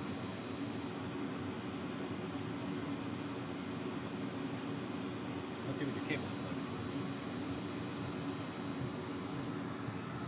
Because sometimes I think that I had this one bad boss in Hawaii, and I shared it with it to people on my channel, but this boss, when I got out of college, this boss spoke to me and other people like we were disposable, and it had a really lasting impact on me because it made it sound like you are really lucky that you have this job, you're worth it came off like people were disposable.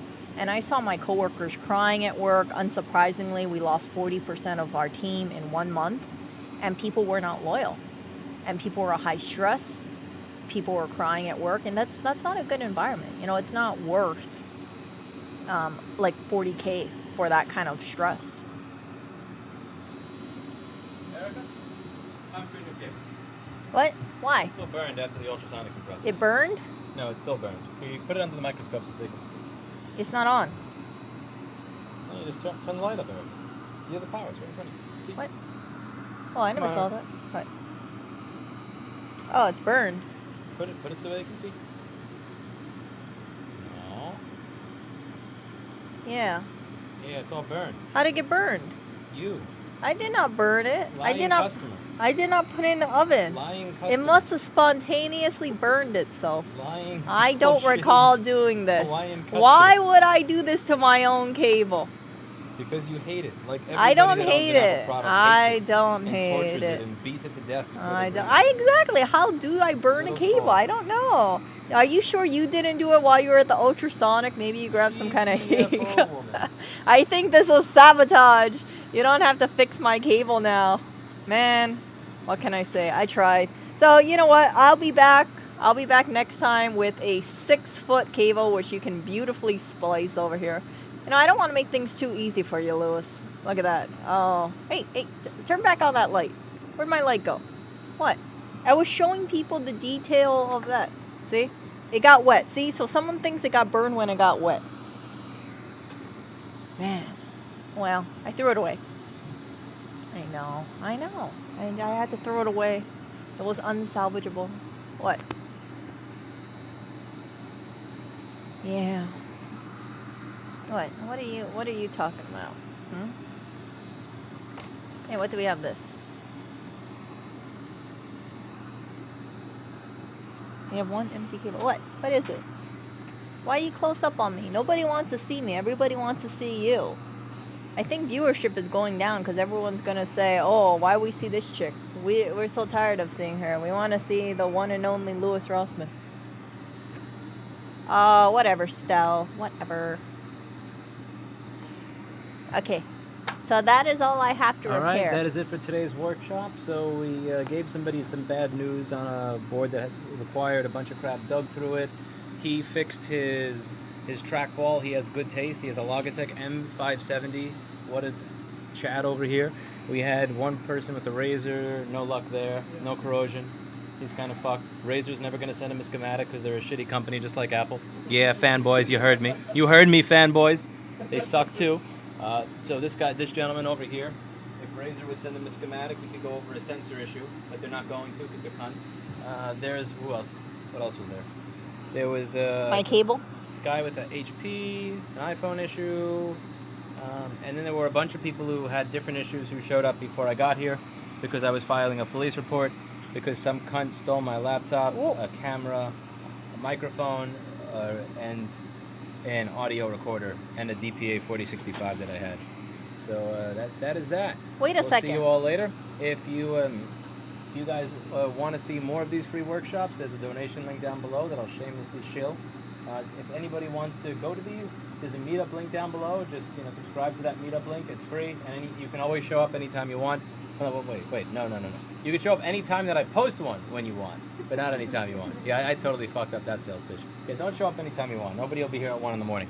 Maybe Erica, but that's about that. Oh, yeah, I was going to say something. What happened? You called the person a gentleman, and then he transpired into a punt word. That's because he never brought it back. He never brought it back? Yeah. Wow. I you also think it was called gonna Chicago bring back? beautiful. I mean, Did you think it was going to be brought back? 1 in a million. 1 in a million. All right. I'll see you all later.